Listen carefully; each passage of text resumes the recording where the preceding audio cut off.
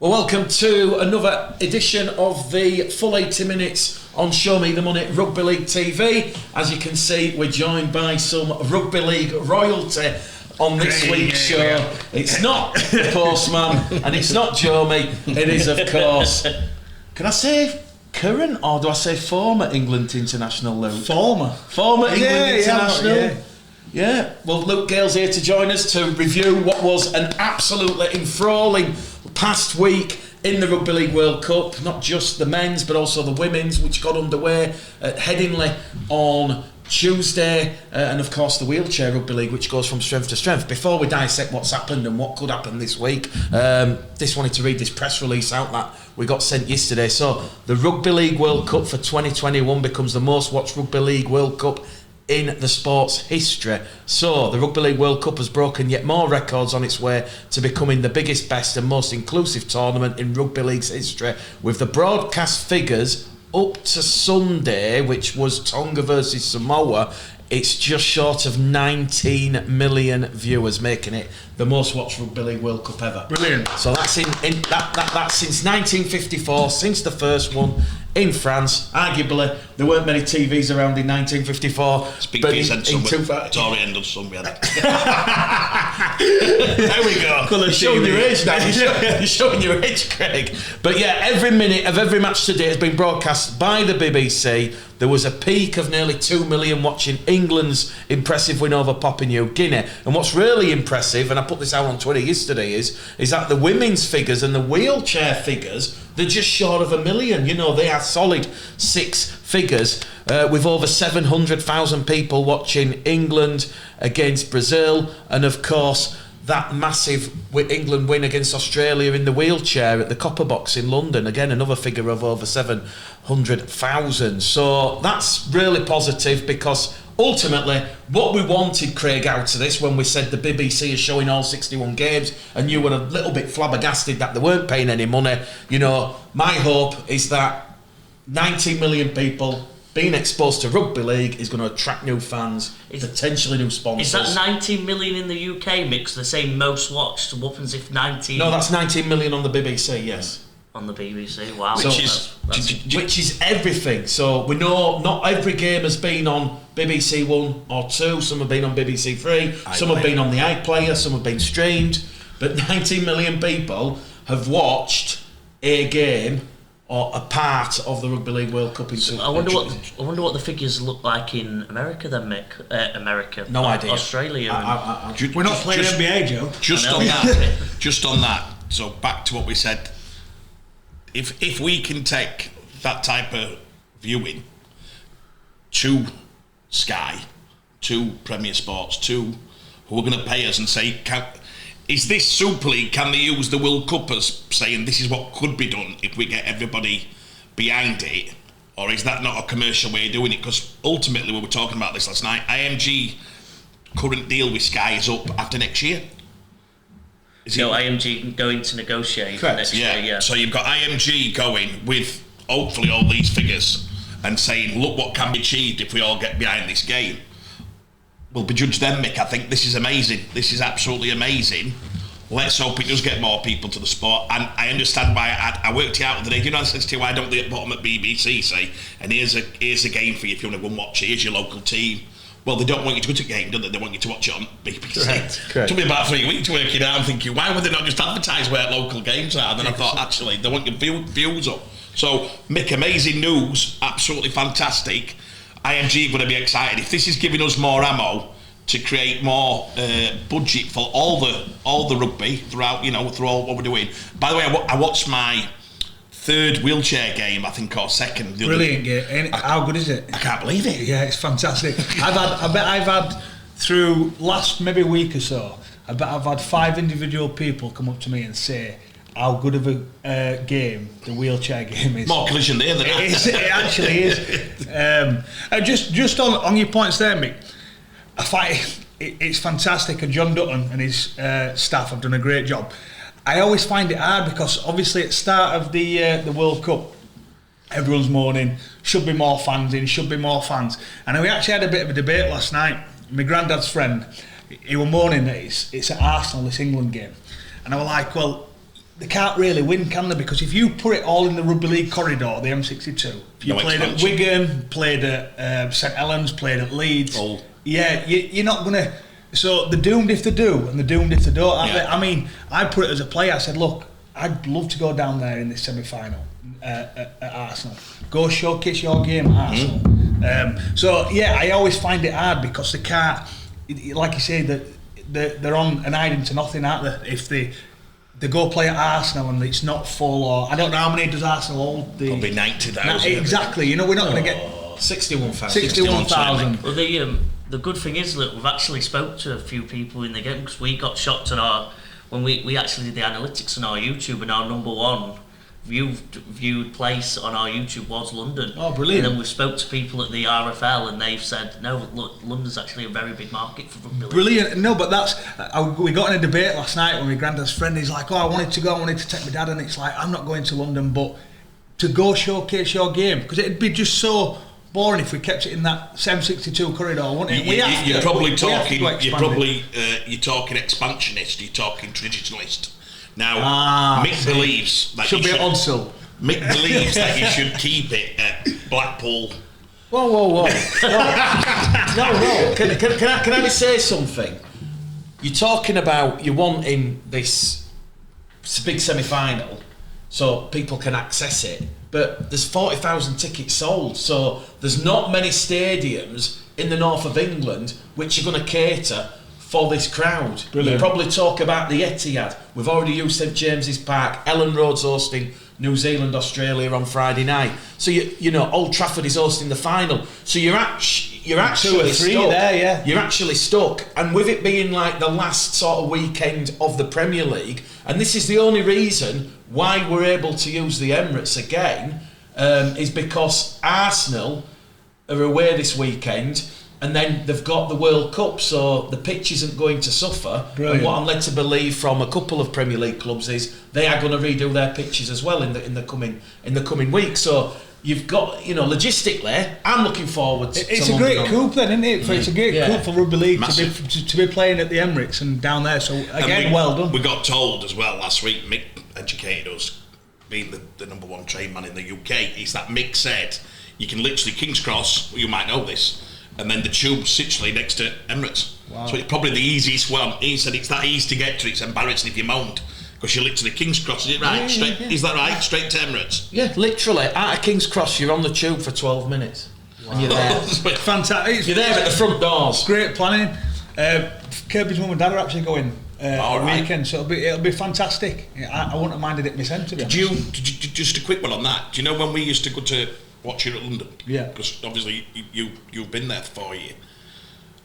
It was really hard to get to Stoke, wasn't it? Where's Stoke situated? It would have been, because it's still a good half an hour. That's the only backfall of that. That sounds easier when it's Stoke.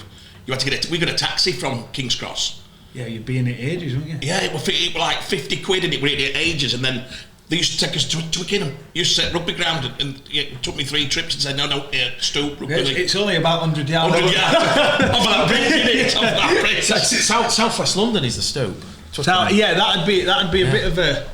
So it's not the easiest. But just on the back of those viewing figures, before we go into what happened at the weekend, not just the viewing figures, but at last we're seeing some crowds and some crowd records. So there was a record-breaking World Cup quarter-final crowd at the DW Stadium on Saturday when 23,179 people passed through the turnstiles to see England beat Papua New Guinea by 46 points to 6. Again, going on to the Wheelchair Rugby League, 3,268. That is a world record, certainly in this country. So that world record attendance has been broken twice during the tournament. Fantastic. And the world record crowd for a women's rugby league game in the Northern Hemisphere was also broken on Tuesday when I was there at Headingley to watch England beat Brazil in front of 8,621. Interestingly, just a quick one on that women's game, they'd actually sold 11,000 tickets. I don't know if you watched the game, but it was full of school children. Wow. They'd actually, credit to John Dutton, credit to Mick Hogan, credit to the Rugby League World Cup ticket organisers.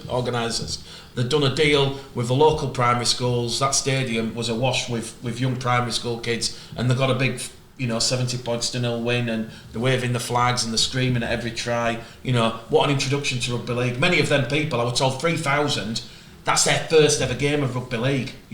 So who's going to benefit from that? Probably Leeds more than anyone, because all the kids were from Leeds. So really exciting. Rob Oakes told us that at the Jamaica game. He said he thought that'd be a sellout, a lot more than what crowds they were getting. He was telling me they're up to about 7,000 or 8,000. That were a month before. It's exciting, isn't it? Why would you not? If you wanted an empty stadium or give free tickets, I know what your point is brilliant. So just to give you on Mickey's, Mick will say, so if they set the tickets at 50 quid, and they've overpriced it early on in the tournament, we've had massive complaints about the...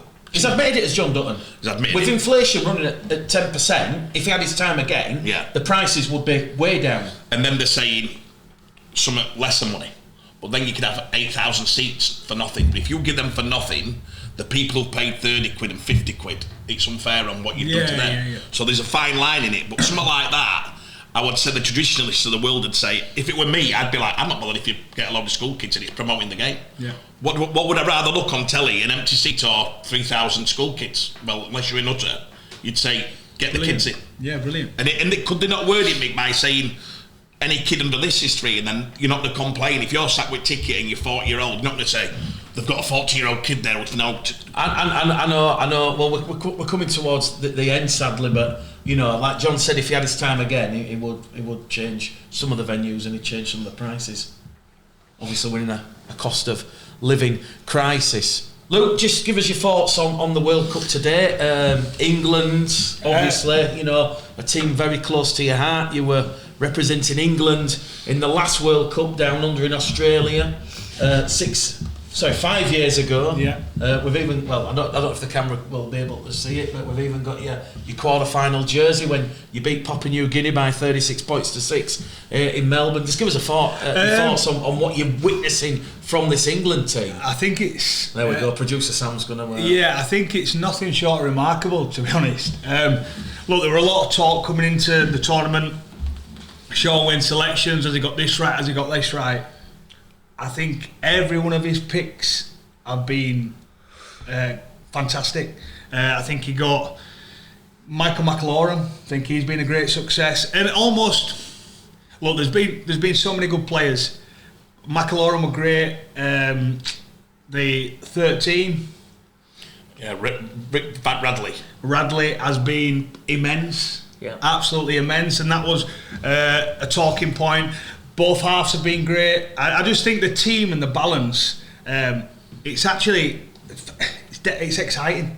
They've just been, I think they've been the best team in the tournament for me. I know Aussies are going to be hard to break down, all the Kiwis, but I just think we've got the perfect style of tough running, playing tough, but then we get it out to his centres. So much speed, and I just think the balance we've got.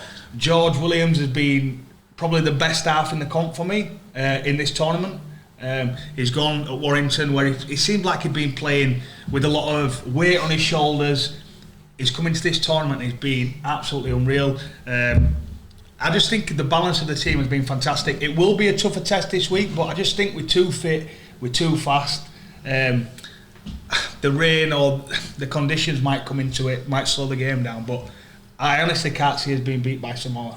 I honestly can't. I don't think it'll be a blowout score like the first game. They looked unfit that first game. I think they've caught up, but I honestly can't see us being beat. Wow. Well, let's just focus on England against Papua New Guinea. While we're talking about England, we'll start the show with that. The highest ever crowd of 23,179. What's the highest ever? What is that? The highest ever international quarter-final crowd? Yeah. It's amazing when you think about it. It's been held in Australia all them times, and they've never had anything close to 23,179. Wow. And even when you look back at when it's been held here previously in 2013, in 2000, we've never had anything remotely close to that. I remember playing England-Ireland in 2000. I think there was 15,000 at Headingley. So hats off to the fans that are buying the tickets, and already 40,000 tickets sold for the semi-final at the Emirates on Saturday. I'm not saying we're going to get to 61, but touch wood, fucking get to 50,000, it's going to look pretty full and look pretty special. I hope they are a fella looking after you on that, by the way. Well, we don't know. Anyway. Why, we got a freebie, Mick? You know what? The harsh reality, you're right, Luke, just quickly on this before we go on to the game. The harsh reality of a lot of fans that I know are saying the same as what your friends are saying, in that if they could jump on a train and it was Manchester and it was an hour away, they'd go. But because it's London and you're looking at £100 plus there and back on the train, plus your ticket, you know. Have they tied in a special deal for the trains? No, there's no special offer on trains, Craig. So I know, I get that, and I was, but you're always going to get that, aren't you? Yeah. You're always. It's like that's. I don't think you can ever win on that. No. On that regard, and that's my granddad's friend who obviously is a bit older, and he's like, I can't.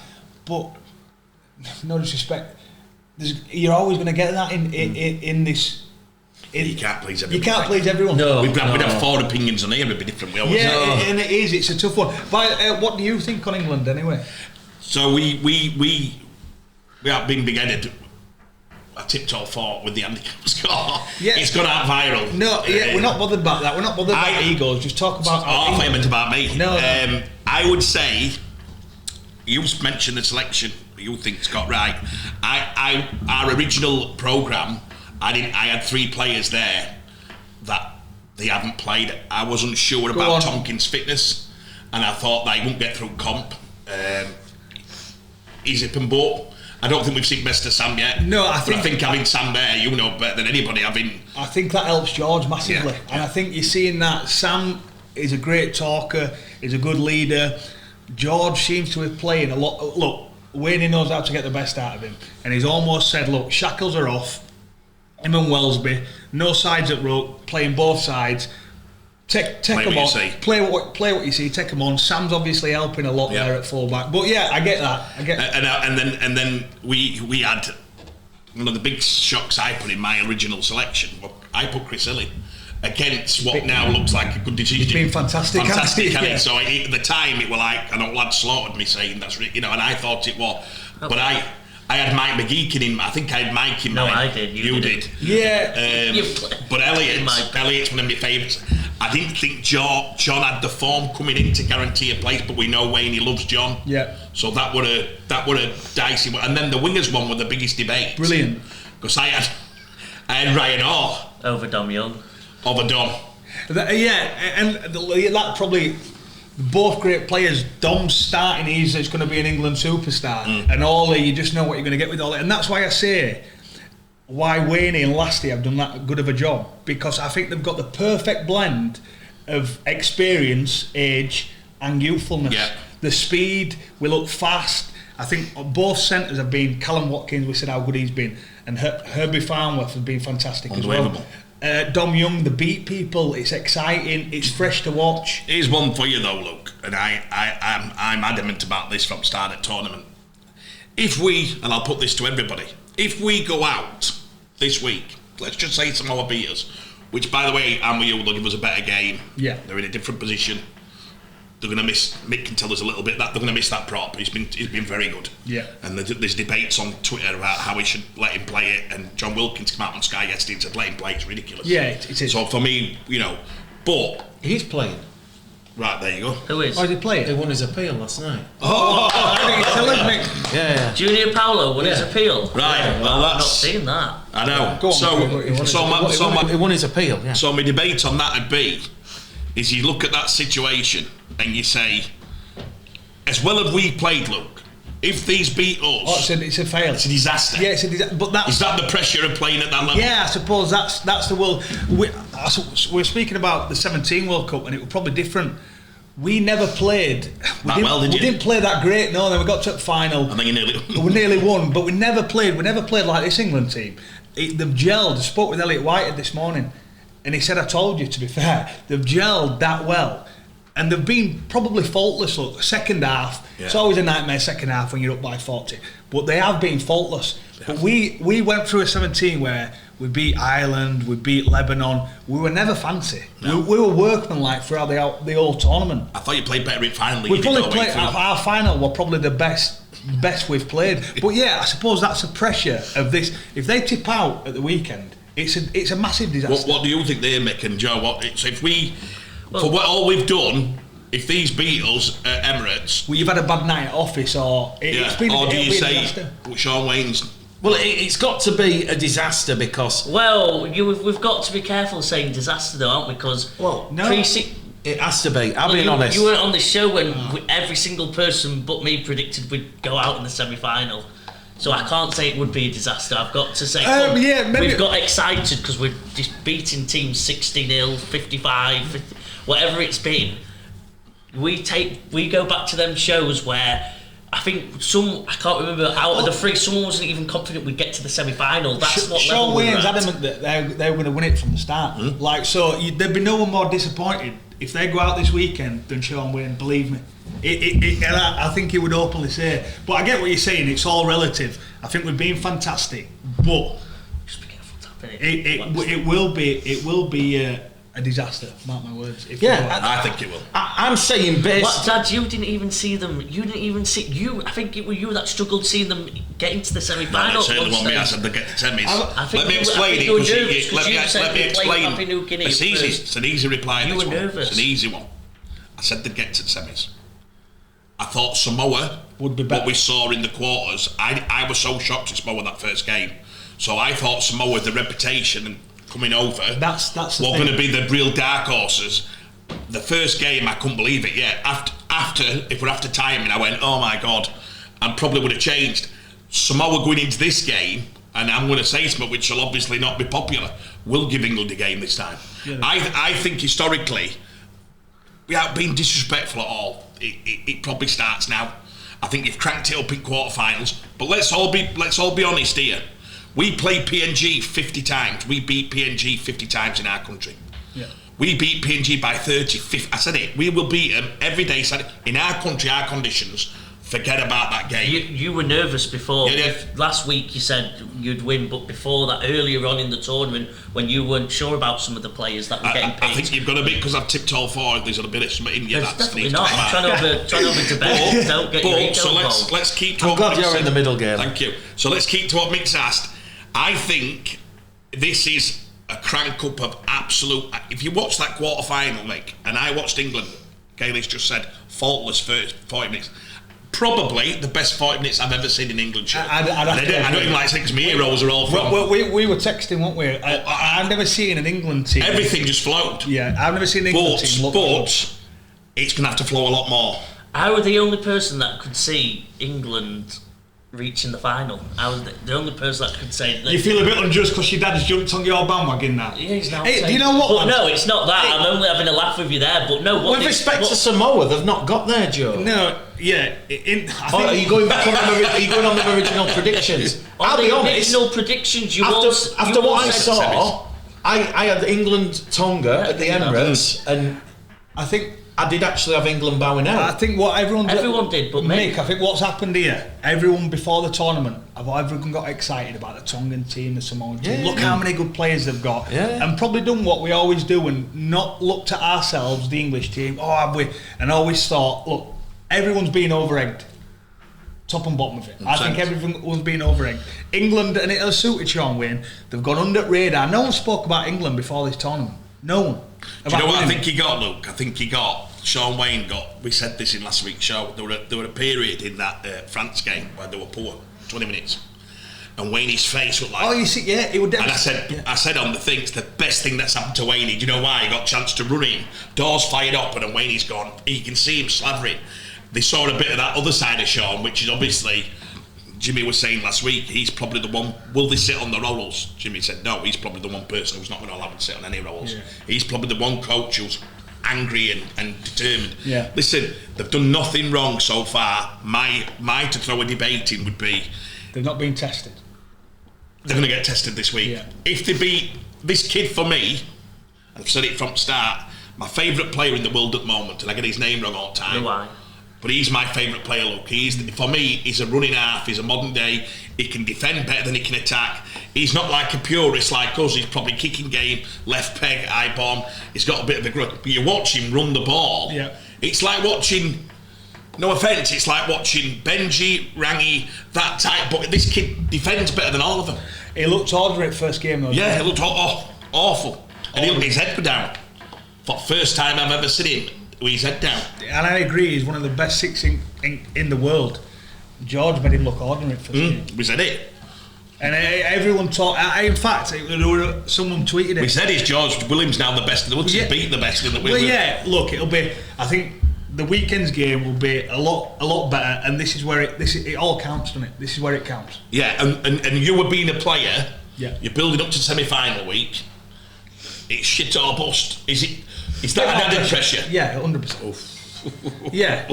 Look, England know what you see last week. They're already through. There's no pressure. Everything's flowing. Everything you do comes off.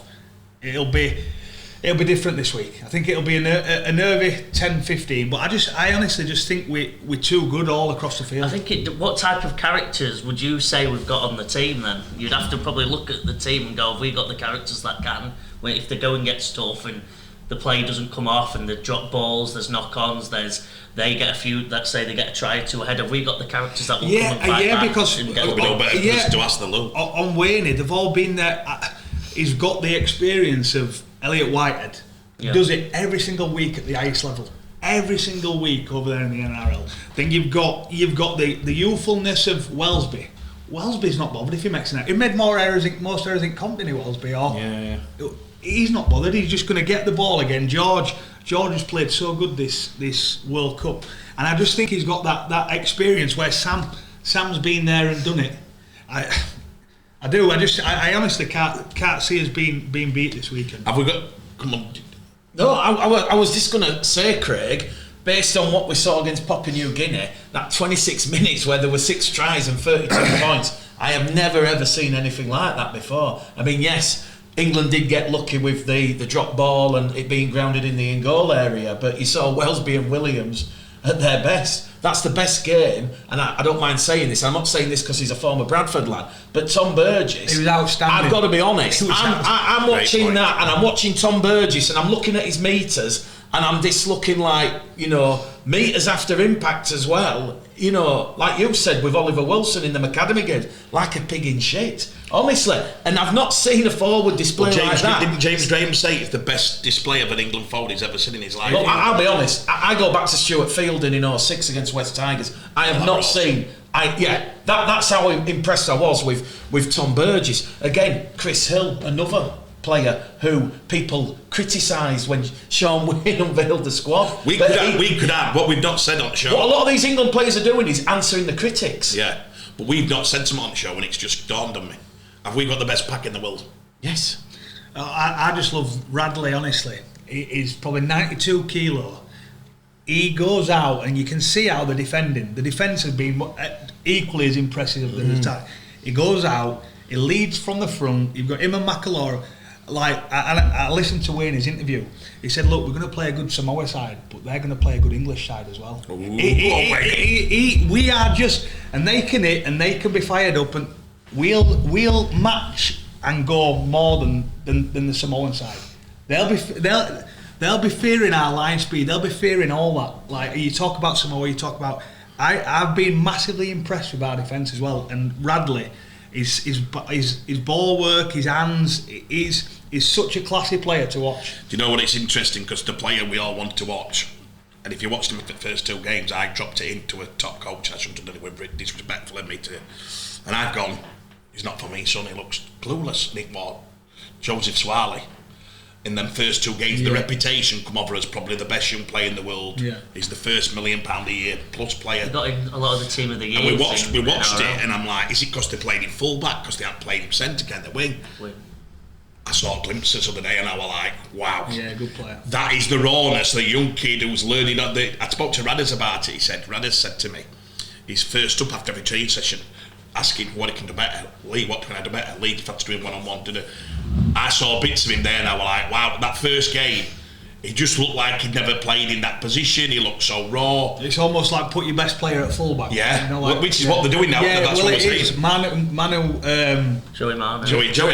Exactly. Again, I'd almost move him. I think I'd move him to centre. Look a bit clunky New Zealand for me. I'd move him to centre and almost play maybe Nickel Kotsak, I can't say his name, at full-back. Because I think Manu is probably a better full-back than, but I don't know. I just think they look a bit clunky for me, New Zealand. But just on Samoa, Matt Parrish after the game on Sunday, who's took some right hammer. Because I was at the game on Sunday and I was listening intently to what Matt said. He said we were never going to be at our best in that first game against England. We'd had no preparation. We'd literally had days to practice. And that's what I said from the start. You could see that. You could see that. But what Matt Parrish said was, and you can certainly see this in their performances. The building. You talk about Sean Wane having the belief of England. Matt Parrish has exactly the same with Samoa. They genuinely believe they will beat England at the Emirates, get revenge, and they'll be facing Australia and New Zealand at Old Trafford. It's the art of the English for me. Do you know when you get in the real depths of them, and we've not been there yet. But when you talk about character, I think if it's on that last 10 minutes, we'll be the first to every ball. We'll be the first to every tackle. And do you know? And I think that's what gets you. Well, hopefully we don't have to. It won't go to that. Look, I think it'll be a tight game. But however way I look at it, I can't see it. As I say, unless it massive. If it rains, it's a massive leveller. Rains, bad weather, greasy pitch. That is such a leveller in rugby league. For them or us. It's not been favouring us all the way through, hasn't it? No, it'll favour them definitely. The rain. Why? Yeah, I just think that's a good point. They're just slower, a bit more methodical. It's easier to defend. You've just got to look at Sunday. It'll probably suit us in Aussies in final. With the pitch cutting up, Joe, on Warrington on Sunday. That suited brilliant, Samoa. Yeah. Tonga in that last 2 minutes when they're throwing the kitchen sink. That's a great point. At that Samoa line, because it's all cut up. Yeah. Tonga couldn't. If that's a dry track, Tonga win. Do you see how slow the game was though compared to English? Yeah. It was slow. The play-up balls were slow. I never thought we'd say an English team is faster than. Well, we're faster than the Samoans. I'm not saying we're faster than the English. Yeah, faster than the Aussies. I think as a leveller, if we get to the final, come the final at Old Trafford, I think that probably evens it out because I think the Aussies are again they've almost based on speed. They've gone big middles. No, they've gone real mobile. Yeah. Well, welcome back to the full 80 minutes on Show Me the Money Rugby League TV. Once again, if you keep subscribing and following, you'll get the very best rugby league contact directly to your television, laptop, smartphone. Mick Quicken, we got told yesterday by a player that I've been trying to subscribe to our show, which is, again, I don't even know if I'm saying this publicly, and one of the players said, you need to have an account to subscribe. You do, Craig.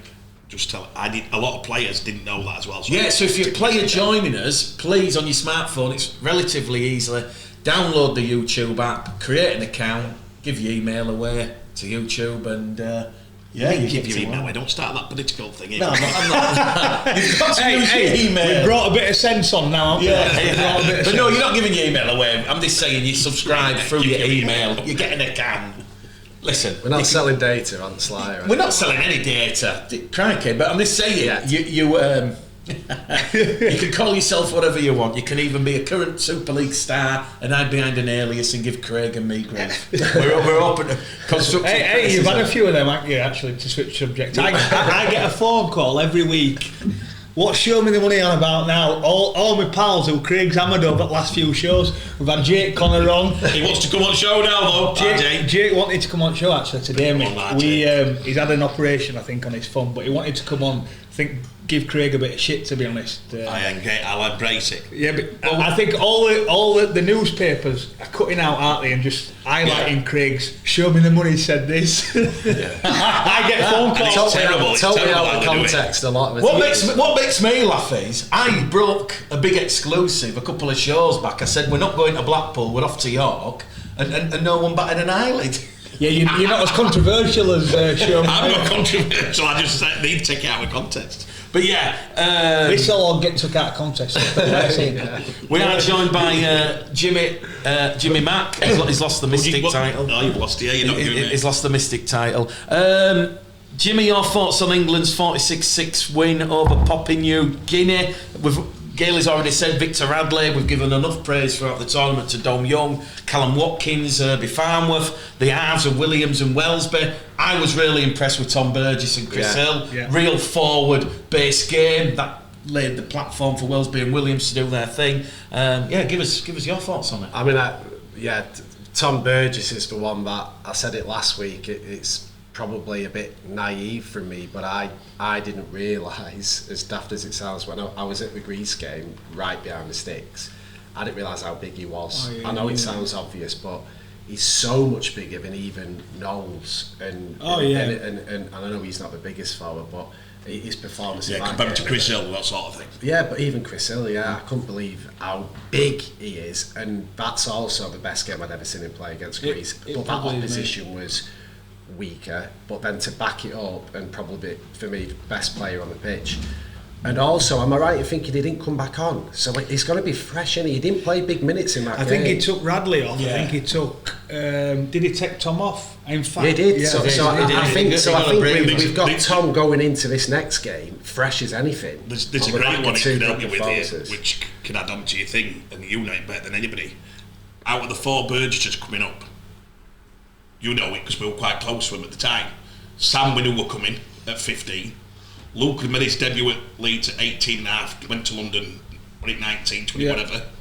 George was the superstar to follow. The one who they didn't give, and it's truthful, it's honest, he went at Bradford with him. The one who didn't get the toffee, that lad. 100%, and he probably... Look, they always got compared, and I know they hated being compared, and I think they were even on the same contracts up until... And I remember George got the first big contract before Tom. But Tom now, his longevity, and we're almost a bit naive, aren't we, Jim? Like, he does that, he plays for Souths every week, you know, at the top level. Yeah. Like, do you know, we're naive to think that he can't come over, and you almost take it for granted. Yeah. I think that's the thing, you take him for granted. Yeah. He's been an unreal front rower. But his full career could challenge Sam's if he carries on, couldn't he? Yeah, he probably just doesn't have the X factor where Sam had, but longevity. Sam's finished at 29. This lad could play another 3 years. 100%. George, Luke. If you look at it, I think he'll want to come over as well. I think he would. Well, there's a story this morning about you need an agent, Tom. Obviously, there's a lot. Old Jules I honestly think he would come over. Sorry. Well, I think he's expressed his interest in Rhinos, hasn't he, earlier in the week? That'd be the team I want to go, I reckon. But yeah, so Burgess for me stand out again, and when we did the after the round 1 games, I thought Watkins was great, and it sounds like you touched on it, but I thought that was probably his first test against a world class opposite number up against Elland, wasn't it? And came out way on top. So he is ready for, like I think I said, he could be the man. I think when we get to these hopefully two big games now, I think he could be the man who just creates something. He was our best player in 17, so it's almost like he's had all these injuries.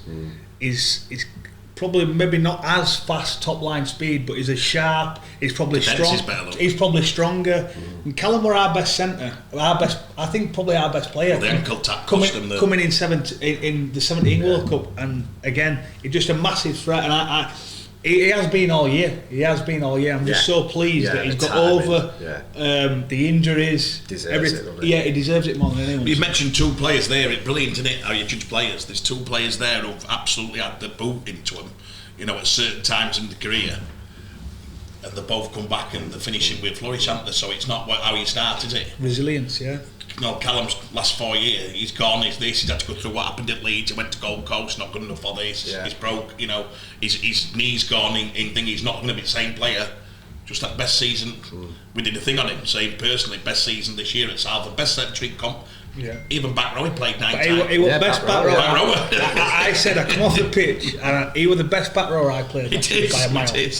By a mile. Yeah.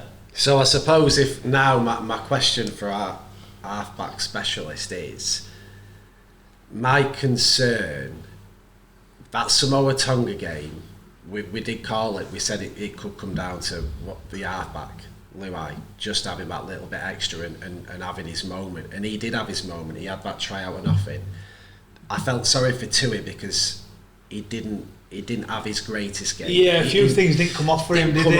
And I was rooting for him because I've always liked him since the Leeds days, and he tried that little grubber through, and that fullback was there to mop it up, and that could have been his moment. So my question now is, I'm not going to change and do a total heel turn. I've been really impressed with George Williams, because I was one who was saying I'm surprised. They've been great, but my worry is we'll match them in the forwards and we'll match them, the Aussies in the forwards, I'm sure, if we get to the final. But my real concern now is the best halfback on the pitch is for the other team for me, no doubt about it. Can George and Jack do it?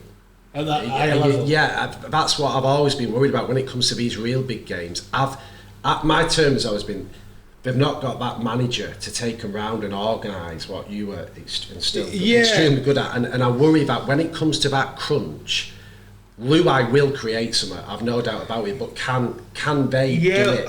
Give me some confidence that they can, I suppose. Look at Georgia's set up. What's his assists? I won't know what his assists were. Georgia's set up probably 4 cut-out passes to winger. Yeah. He jumps down a short side, same as Wellesby. He jumps down a short side, picks a 3-on-2. I honestly think George Evers playing this year in the Super League, as I said, looks like he's playing with the weight of the world on his shoulders. Behind the beaten back. It's a different game when you're on front foot. And you're seeing, look, obviously Wane's put his arm around him and gone, look, I know how good you are, George. Trust him. And you're just seeing him repay that. I get what you're saying, but I just think these two young lads, and George is still relatively young. Wellesby's fearless and he's probably one of the greatest athletes in our game. I honestly think that they've been fantastic, and I think they'll do it at this. Look, one thing for me in playing at 17, and Kevin Brown mentioned this, it was a great point. We didn't have enough strike in 17. We mentioned that ankle tap. That's probably my own fault that we didn't create enough. And you went into a very structured play, didn't you? Yeah, I'd be honest enough to say, look, we did not create any chances in that, enough chances in that World Cup final. You played an unreal side. I think these lads are different. I think we will create. You've got Sam coming round back. You've got, I think our kicking game has been fantastic. George's kicking game has. And I were probably a bit like you, Jimmy, to start the tournament. Who's going to be your organiser? Who's going to be... They haven't really needed one. Whether Sam... I won't know this. Whether Sam's having that much of an influence organising the team. Mickey Mack again. Mickey Mack's fantastic. I'd love to play with Mickey Mack because he just services you. He's not worried. Pick and roll, he's not worried about doing his own thing. He's not. Look, I play with Josh Hodgson. Josh, unreal player, but he's almost playing a bit halfback from 9. And I always found it hard then getting on ball. These lads haven't found it hard getting on ball. No. Because Mickey Mack just servicing him. True. And sometimes that looks like he's not doing much, but what he's doing is giving the arse the ball early and giving them time. Well, because you just said he's got all that strike on edge. Yeah. So he's saying that's what he's saying, isn't it? Yeah, 100%. Either give it your middles and let them go through middle, or hit your arse. And again with Wane, I think you can see it. All Wane's done to Mickey is saying, Mickey, don't reinvent the wheel. I don't want you running 150 metres because it's not your game. I want you first one on line speed, whacking everyone, and service them halves. That's all. I think he's put his arm around it, and Wane's thing is, it's so easy to play for me, because I make it that easy. Yeah. And that I've been lucky enough to be involved in a couple of Wane sessions. It's so easy. He says it all the time. It's so easy to play for me. There's a point there, you know, what you're saying about George, and if your coach has got belief in you, how much difference it must mean to a player. Massive. Because we've all seen it. When you know a coach is picking a team, you'll see it every day. You're picking a team, and if you're a player, you're looking and thinking, I've done it, he don't really fancy me. Yeah. You know it, you can feel it. You know, by the way he's delivering it, you're thinking, I'm here because he's got to play me. You're looking over your shoulder. You know it, and I think I probably would have been critical of Sean when he's brought the Wigan. He's all, I was like, oh, here we go. So many was. But he's probably worked for him because they trust him and he trusts them. And I think if you see so many coaches, and we all know it, don't trust the players. They don't. Yeah. And to be honest with you, you'll know from our players. Oh, it's a nightmare. If you don't trust them. Yeah. You don't trust them. You're not thinking, wait a minute, he delivers his bull. It's and about what you just said there about it's easy to play for him. The old cliche of JP says it a lot. Know your role and focus on what you've got to do. And this England team looks like they all know exactly what they're supposed to do, and they're all executing their individual role as part of the team, and on the back of it, it's unbelievable. That was Paoli's big strength in 17. I would have said from 1 to 17, every single person knew their role. And if you were Matt Cook, if you were Dennis Hull, they all knew the role.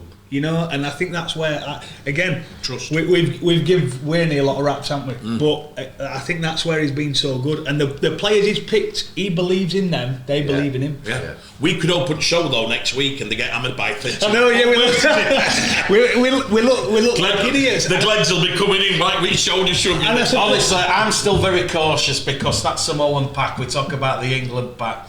You know, we've already mentioned Paolo, Josh Papali, But I'm asking Gailey that question. I think the packs. I know Jimmy's mentioned the half backs. Yeah. You know, I'm not discrediting the England pack at all, but I'm telling you that Samoan pack when I saw them collisions. I'd have our pack. Yeah, and what I'm asking Gailey that, but my opinion's changed. I've changed last week. I think England will get to this final before that Samoa Tonga game was played, because I just think that Victor Radley is doing such a good job of helping. Like, I worry that all the games so far we've had more better balls. So George and Jack are like brilliant. You know, I'm worried all front foot, and you know it's a dream, isn't it? Yeah, 100%. I'm worried that if we're in a game where it's 50-50 and the packs are more balanced, does Luai create more than these two? But I think Victor Radley has created so much with the forwards and creating play. You're probably not mentioning I think Joe pulled me up in it. We're all mentioning the other half. The other half. He come back to some type of form. Milford. Milford was most rated fullback for 6 years in NRL. Then he got a flamboyant player. Originally, he was a fullback played fullback, but then he put the beef on and he's slowly made into an halfback. If you look at him now, he's been slaughtered again. We'll go back to Tom, but he's had more boot in Australia, Milford. In fact, let's all be honest, he's been touted over here for the last 2 years, and there haven't been that many takers because they didn't think he was sensational in qualifying. His defence were out unreal. They were unbelievable. Line speed, wasn't it? Yeah. I just think I think Mick's right. We've all got to be careful. Yeah. And we'll go to other semi-finals. I'm just being cautious. I've never been more confident in England. I've never been more confident in England. I am, and it grows every week. It grows. As I said, I just spoke with Whitehead this morning, and I said, and he said, I told you. And they were training like that. And Wane's belief, and look, they've been fantastic, but we still have to do it on Saturday. Yeah. Right. Last point, I'll lead into my prediction. I think Gailey touched on it just before we went on air. I just think we'll be more relentless for the full game. I think Samoa are going to have that drop off for 10 minutes or 15, and I don't think we will. Never. And I think that'll be the difference. I think they'll get a bit tired. They'll miss a tackle. I don't see anyone in that England team missing tackles. I think the fullback's if he carries an improvement in the 2 games, he scares me. He'd be the one. And again, I'm quite critical, and I'm quite, and I should have held back a bit because they've just got off the plane, like Mick said. Yeah. You should show more. You should use your brain a bit more, which I just couldn't believe how raw he was. But I tell you what, he's been offered 10 million to go to Union. That last half an hour, he was running balling like a prop, and he made that clean break, and there were 2 of them holding his thighs and carrying it, and I thought, if this kid's just beginning to get into that second, third gear, it could be the player they're all saying over there. It's the most sensational They'll talent. need more than one though, won't they? Yeah, but they've got it, haven't they? We've just looked down here, looking at the list, Luke. So you're back in Samoa? Every single player apart from Levi plays in NRL, so the stock's good. Oh yeah. I'm going to give me a prediction now, and I am the man who's got it right so far. And he's never got more than a few right in a row, so He's on a roll. Am I going first? Yeah. Right. As I said, I was being cautious. I was not underestimating Samoa because, don't underestimate how much that's taken out of the tank as well. That's a great point. Matt Parrish, he's put the media ban up, which is absurd. Has he? He's put the media ban up, yes. Genius bit of Wayne Bennett, that. Wayne Bennett. No one is doing any press. No one is doing any press. He made us all in the final. Come out.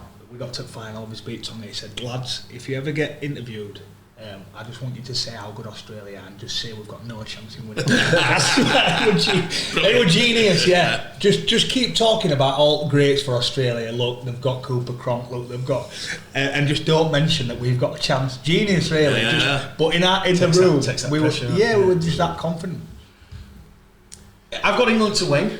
I think it's going to be an almighty battle royal. It goes without saying we're not going to see a 60 points to 6. No. Can I just say, if we do, I'll do the show next week naked. That might put a few off. No. That might put a few off. Unsubscribe, quick. No. That's gonna force people to unsubscribe. Well, if you just wait, I tell you what, I think we've got more straight followers than bisexual and homosexual. I'll pay for a model to do the show naked in a bikini. No, look. Want to get on a serious note, I've got England by about 14. Right. England by 14. I think it is going to be a battle royal. It'll be not quite as physical and as demanding as that Tonga Samoa game was, because that literally was, let's get the kitchen sink out, empty the cutlery drawer, let's just throw everything at each other. I think you're right, Jimmy.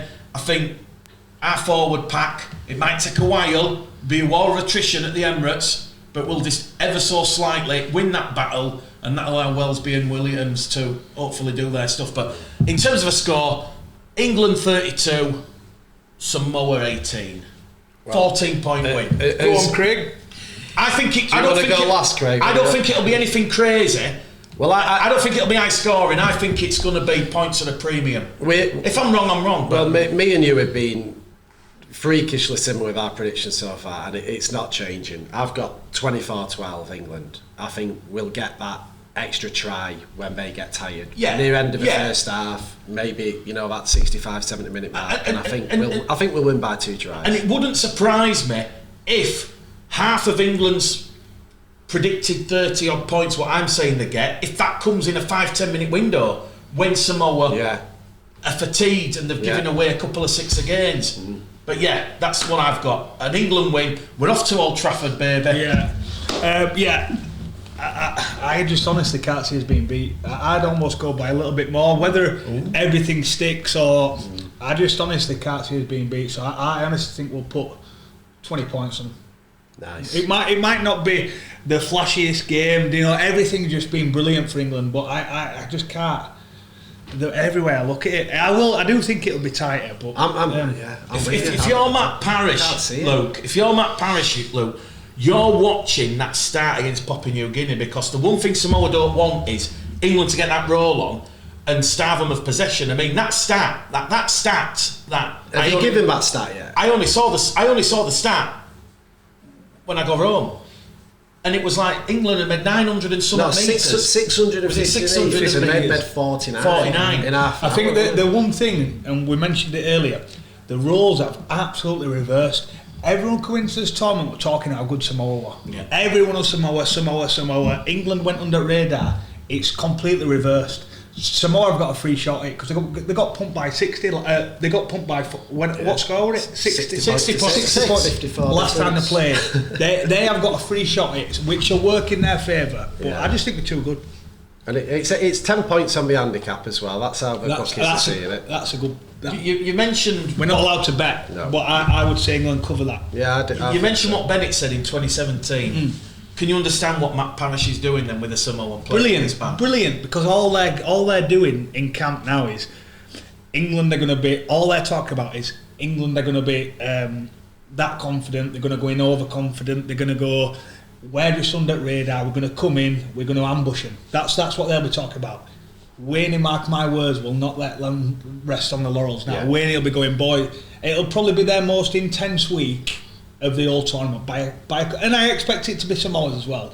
But Wane is saying all them things that, look, don't rest on your laurels. We're not taking them lightly, and they will left no stone unturned going in this game. Go on, the man himself. England by 12, England by 20, England by 14. Over to the Mystic Craig. Well, I'd rather be called the man in the form, Templegate. Man in form, Templegate. I'm scared, because I said to you last week I thought this would happen and that Samoa had come for England, and I think since that first game, they took such a battering in the press about how they come over, that seeding, and I think that Tonga victory, there's a lot of we want England in this. This is the game of their lives. I think as much as these lads have played in NRL, this England game in our country in front of 60,000 is the biggest game any of them would have. I mean, it's disrespectful to that with Origin and NRL, but I think for the country like Samoa to get in a final, it could be the biggest point. I think you're right. I think it means it's probably not on that level, but that means more. Look at the Tongan semi-final. Yeah, I honestly think you said a great point. So I think that this is what they wanted from when they did take a lot of stake. My God, they got it in that first game. That Paris, I got 5 texts off coaches going, typical Matt Paris, to everybody will put it boot into him. This siege mentality getting through that Tonga game, I think they're hardened now. This is a different game. Stephen Crichton, I thought that first game, I was like, I can't believe this is the kid who we've been watching for 3 years. He made half a break. It looked like he was in quicksand. It didn't look like it this time. It didn't look like it. It's like they're slowly building. They've had the big hard game against Tonga. We've had an easy game against Papua New Guinea. This, for me, goes straight into their favour. I think it's going to be a lot closer, lads. I think it's nip and tuck with 5 minutes to go. Wow. I think it is, honestly, and I think my favourite player in the world is Jerome. He's the one who I think... How do you say it? I can't say it. I call him Lulu, I have to Kylie. But shocking, isn't it? he just does it. Whatever he's got, it's for me. And if you look... We don't even mention people who are coming into form. Marty Tapau. I mean, he's been a brilliant player in RL. He's just coming into form. I'm looking at Aris Levita. You've got, I can't even say half at names, Mick's better than me at that. These are Kafusi. These have got absolute, again, we've wrote Milford off. The form hooker in our comp this year has been the Huddersfield hooker. Levi. He's been better than Mickey McCorum this year, to talk honest. Very good player. So Mickey's good. I think we've got the conditions, right? What you're saying is a brilliant point. I didn't think that for 1 minute. We want the fast play, so this might suit them more than us. Great play. Neither have got a great kicking game in bad conditions, in my opinion. From deep, they might get a show kicking game. Yeah, well, Joe, to be fair, that's a great point. And you laughed against Aussies because you'll be kicking from your own 40. This is George and the halves. They've all kicked from every kick's an attacking kick. We're making 100 metres every set, so George can land it. Again, if we get through this game and even in this game, there's going to be some long kicks. Unless our forwards are that good, which we'll sort of do that. But I think they'll go down. I think. This is only me, and I'm only trying to... This is a honest show, and I don't want that bloke who clips it up and says headline, I think you're going to get that anyway, son. Tomorrow I'm going to wake up, agent says game in balance. Don't, because it upsets me that. I think they're going to down our right edge a bit. And then wherever Jamone is, they're going to come for us, and they're going to get some joy, and they're going to keep going down it. We've got to defend well on that right edge, because I think that's where they're going. Honestly, who's our right edge? Carl Watkins? No, I think it's... it's Dom and Carl. Right edge is Carl. And who's the back rower? Herbie Farnworth. No, that's our left edge. John Bateman. So you're kind of saying here that your prediction at the start that you were worried about Dom Young's defence. You think that's going to... I don't want to get that because that's one of the blind rubbish things. No. We don't speak honest tomorrow. They will test Dom like you've never seen. Yeah, that's what I'm saying. What England haven't had is tests everywhere. 100%. And Dom Young's going to have the hardest defensive... Like you won't believe. Yeah. Yes. It'll crank up. That's a fair comment. And I think they've seen now, you've had more time to look at each other. You've had a boxing fight, you've already had a fight. Usually the underdog's better in the second fight of any fight because he's learnt a bit more. These will come for it. I honestly believe it's going to be down to 4 points. We've got a box at Old Trafford. We've got to get England there because I'm looking to double my money. We need England there. We need England in that final. Come in, son. Well, if I doing this, you've got a chance. I think we've got... Hang on. What's this about? I didn't want to say it. What's this about a box at Old Trafford? He's all over you like a... I haven't told everybody yet. What's this about a box at Old Trafford? We've ordered a box. We need England there for that. Listen, it's not saying with Samoa and thing. It's on my heart. We've done Jerusalem. We've worn the shirts from the start. We're all England. Wayne's Barmy Army. This is...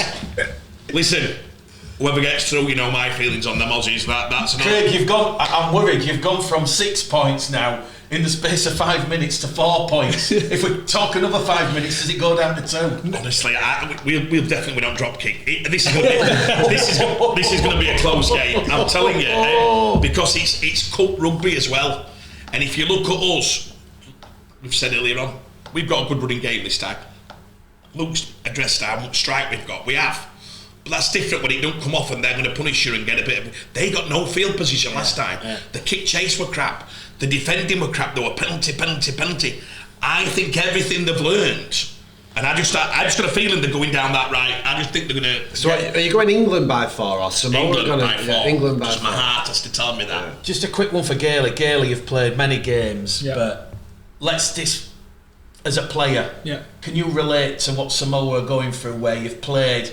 I'm trying to think from your Castleford or even your Bradford days where you play a team early doors in the season and you've been absolutely and you've been absolutely and you've been absolutely. No, you hammered Leeds and then it'd be on the shoe is on the other foot. Would it be 2017? Was it a Thursday night when Leeds had young Jordan Lillies and Cam Smiths out and? I think it was. They beat him 4 times. I suppose that year we did it the complete opposite. So we did it where I think we played Leeds 3 times that year. I think we put 40 points all 3 games. We got to a grand final, and a bit like I'm saying, there's no way they could have beat us that night. It were a rainy day. Danny Maguire, last ever Leeds Rhinos game, and they come and played the exact same game that they're doing a grand final, and we tried playing a real expansive way and we got hammered. I could never have Leeds beating us. No one could that year. So I suppose when you look at it like that, look, I think Wane would be a great bloke to just say, look boys, we've done nothing yet. He'll be saying all the right things, but all the points are great points. That what Samoa have done, siege mentality is in like, we're going to ambush them. They're already thinking they're in final, and it's great. It makes for a great game. Like Craig said, it's a great point. The rematch of any game, the second game, is always first thing. Like I said today, I said, "Fuck you, boy." Sorry, swearing. You boys have looked good. He goes, yeah, but first thing he said, it'll be harder this week. Do you know they're already? And that's Wane back of his. That's Wane already telling boys it's going to be a lot harder this week. So he won't let me blow him up, and he actually went, "What? Yeah, I've been quite good." I went, "No, Elliot, team, not you. You've been awful." He said, "But it makes for a great game, doesn't it? It makes for a. I'm honestly so excited to watch England. Does it? How big a factor, in your opinion, that we've not had a tough game yet? Yeah, is that they've had a tough game? One argument is. Yeah, but they're going to, we said last week, they could be bruised and battered, they took it all out of him, whereas we've cruised. With Wane, it doesn't bother me, because you think he's going to get me the mindset that they're up for right, everything. I'll put it to you, right? So, you say you want a tough game. In fact, it was a great one. Flightline won the Breeders' Cup at weekend. Now, someone said, he's never been in a battle. Trainer said, I don't want him to be a battle, I want him to still win by 20. And he did. And he did, yeah. But would you rather go into a semi-final playing scratchy, winning 13-12 against Papua New Guinea, or would you rather put 60 on? Because I know which I'd rather do. Yeah. I'd rather put 60 on and feel fantastic. England's confidence now will be there. Yeah. Still feet on the ground, because Wane won't allow that. But I know which I'd rather be. Definitely. Rather scrape through a PNG and say, that were bad, plenty to work on. Or put 60 on. I suppose I mean more going back to that. The fact we've not been in poor field position and the halves haven't had to create something from not being on the front foot. I suppose that's why. We'll yeah, but then George is thinking.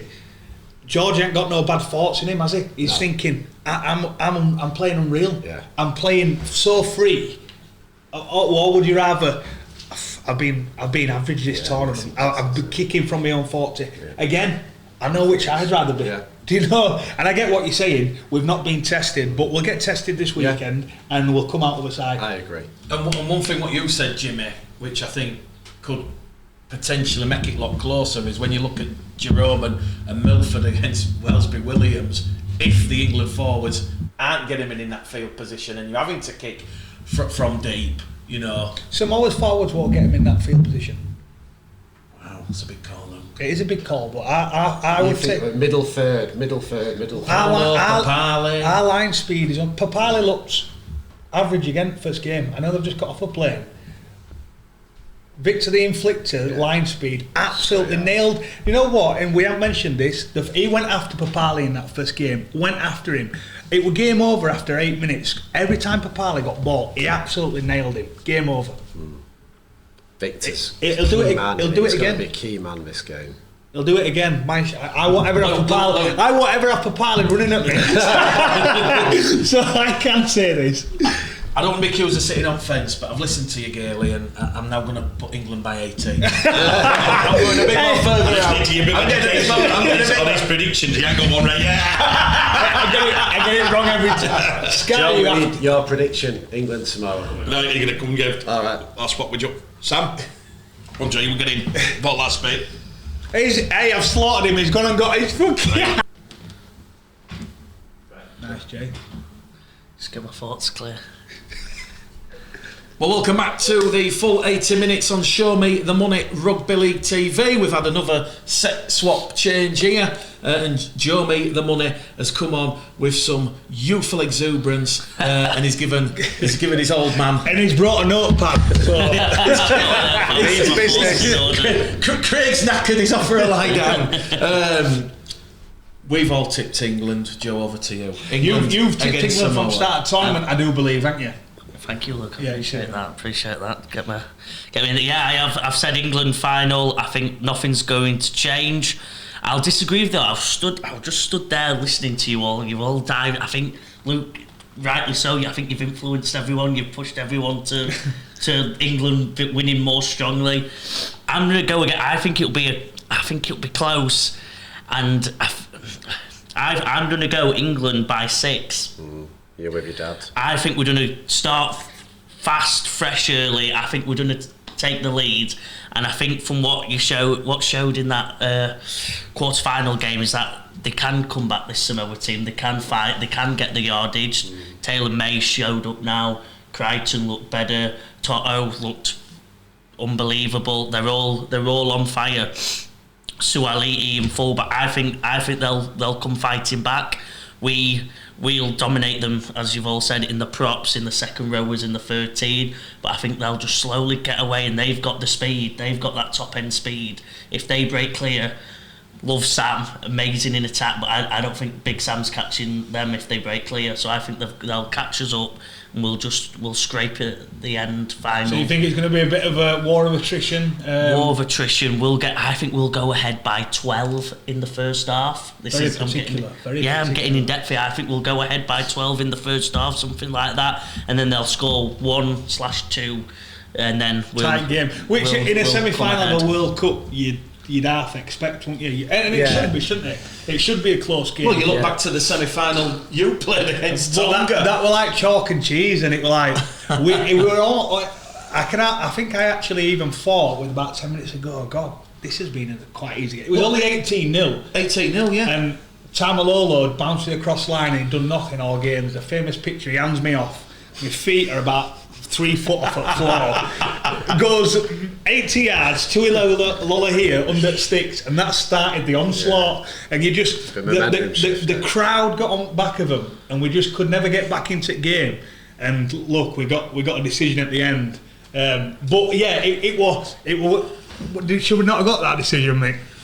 you know, I don't want to open old rooms. But if I'm being brutally honest. But it was a fantastic game. But they were never in the game. But that probably again a bit of nerves, a bit of a semi-final of a World Cup should be like that. And we all hope it is. I'm probably being a bit overconfident, say. But I think I am as well. But it should be a tight game. So Joe's got a tight game. England tight game with us just pulling it, just keeping ahead, just slowly keeping ahead. I think that's my vision. Do England? We've seen England pile points on and play free and try and score a lot of points. In a game like this, you know, a really big semi-final, do they try and score as many? Do they change the way they play? No, because what's impressed me, it's not even, they've not gone looking for it. All they've done, we mentioned the middles, wingers have been sensational as well. Dom Young's always on front foot. Tommy Makinson's been doing this now for so many years. They've just gone bang, bang, bang. A nice early shift through Radley. Yeah. Find our centre. We've not actually gone.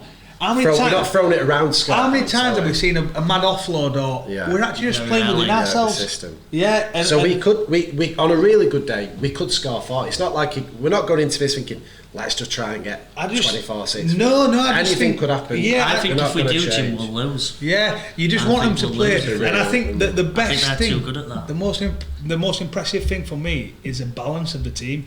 We've mentioned it a few times.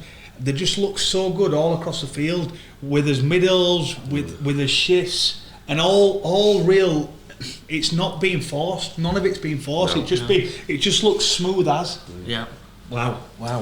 So we've all got England. Yeah. Joe and Craig have gone for 4-2, drop goal to 6. I've kind of gone out to 18. Gailey's gone 20. Jimmy's gone 12. 12, yeah. Well, I'm sure someone's going to be right. Well, fingers crossed someone. Yeah, as long as one of us is right. If England get beat, delete my Twitter on Monday. So, the other semi-final, of course, is the heavyweights, Australia against New Zealand. Now, let's just quickly focus on their quarter-finals. Australia, of course, against Lebanon on Friday night at Huddersfield. Ado Carr, now up to 11 tries for the tournament. He scored 5 against Lebanon. Again, I'll be honest, I thought Australia, they were efficient, effective, but it weren't what I expected by any sort of imagination. We know what happened on Sunday, was it, when Michael Cheika took Argentina to Twickenham and they beat England by 30 points to 29. What a weekend he's had, by the way. But yeah, Mal Meninga after that game, positive, but again, similar to what Michael Maguire said when we focus a little bit on New Zealand, there's still room for big improvement, and that in itself is a little bit scary when you look at what Australia have done. The 70 odd points against Italy, you look at the big scores they've had, but yeah, Australia in fine form. I think with the Aussies, and we look at England, I think it's been a complete difference. We've hit our straps and we look fantastic. I think you can almost feel the Aussies almost a bit nonchalant, almost they know they're going to win. Do you know what I mean? They're going to win, and it's almost we're just going through motions. And this game will be an unreal game, and New Zealand are to beat the Aussies, to be fair. And I think you'll see, Mick, or I'm hoping to see, both levels come up, and the Aussies can do that. I almost feel like they've just been meandering the way through the tournament, and they know they're going to win. Yeah. That's without being disrespectful to Mal Meninga and that Australian sort of ethos, that's the impression I've got. It's not doing the bare minimum, but they've just gone through. I don't think we've seen the Australia out of that sort of second or even third gear. But I found myself, I said before these quarters, I thought both the Aussies and the Kiwis would go up a considerable gear. I don't think anybody doubts that the Aussies will go up a gear. Yeah. I'm losing a little bit that the Kiwis will do that. I'm sure Sculthorpe said it after the game. The Kiwis will lift themselves to this game more than anything, and they will. But you've no doubt the Aussies are going there. Can the Kiwis actually do what we hope they will and what we expect? And I've got less certainty about the Kiwis than I have the Aussies. Yeah, I'm sorry, Joe. I just think they have looked. I hate the word clunky, but what else? What else can use? That is perfect. They just do. They don't look slick. They don't look. They aren't look slick. They aren't. But I'm honestly looking forward to this game as well. It's going to be 2 absolute great games of rugby league. What are you thinking, Jay? I think the key for New Zealand, I think you mentioned it actually before the show, and I was you did steal my point because I didn't say it, but I'm going to steal your point. But the key is, I think they have to get Joey Manu right, don't they? At fullback, he's been clunky. He's had his moments of brilliance individually, but he's not flowing within the team, is he? He's not creating the offence. It's a bit of individual brilliance, and he's slow. It's a slow ruck. He slows the play down, trying to. And that for me, look, what an unreal player. But he's almost like the best player. Put him. He's not going to run 250 metres against the Aussies, is he? No. I don't know. I just think they need a little bit a bit more execution. Let's get him at centre. Let's have Nickel Colstad at full Yeah, back. I don't honestly change it up, but that'd be. And then the big battle, I think, is the battle between the Australian halves and the New Zealand halves. I think Nathan Cleary, he's been not slaughtered, but he's been what's the word? Criticised. Yeah, thank you, Jim. Yeah, he's been criticised in the media. He's not been the superstar. They've played Cherry Evans, who's 35, 36 now. They thought he was surprised to even make the team. I don't know he personally was, but I think the fans were. I mean, are we expecting Cleary and Munster? Is it, or is it very? No, much? not anymore. Is it After Cleary's Hunt still in there? No, it's being Hunt still in there. plays. Hunt Coming on will at play 9. Yeah, so it'd be I think what they've done for me. Cleary, you've got to play. I get Cherry Evans as being a great Aussie player. Cleary's the best in the world. He is. Cleary's a number 7. Whether you saw, but what he's done is Ben Hunt then plays the 14 role. Yeah. Unbelievable. Ben Hunt comes on at hooker, but then they've been going Cherry Evans. Cleary's looking over, he's thinking, is he coming on at hooker, or is it? I'm only putting that as Cleary's probably not looking over his shoulder, the best player in the world. But Cleary in that last game, it were almost like he wasn't reaching. I don't know what happened if he had a flat ball. He couldn't reach sticks with his kicks, could he? Yeah. And he's unbelievable. But I don't know. Yeah, the Aussies do it. Mamdinga does it a bit different, doesn't he? Because he picks from. You've played for Australia so many times, and you're going to be picked for Australia. Something in the shirt numbers. Yeah, exactly. And Cherry Evans on the bench as using him as a 14. Ben Hunt's the best. He does it every Origin game. Yeah. Unreal at that position. Substitute the hooker off, put Ben Hunt on, but obviously he's sat So do you think? Cherry Evans on. Do you think Hunt was rested because he has got that job, and it was I don't- almost give DCE one more chance to try and take? I honestly don't know. I think if you watch the Australian media, they're still saying it as a halfback battle, Are they? which is surprising because you'd think Nick Cleary, no offence to DC, should win that every day of the week at this point in their careers. But if you watch, I watch a lot of the news chat. They're saying DC has won the halfback battle at this moment, which is crazy. And that's probably when you look at his last performance. Maybe the GOAT Cleary might be feeling that. Might be feeling that, looking over his shoulder and thinking, we spoke about coaches trusting you.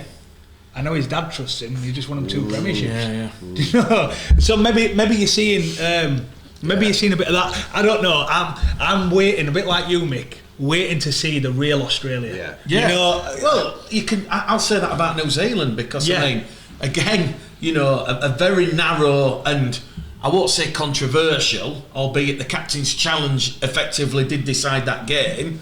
I mean, I don't want to. Well, there's 2, and I think we've got them both right. So I thought it. I love the captain's challenge. I love it to be in our game. Yeah, it's actually a good one. They both got it wrong, and they both. I could have got about 50 because every referee's done me wrong this year. I think with Australia, their top players still haven't.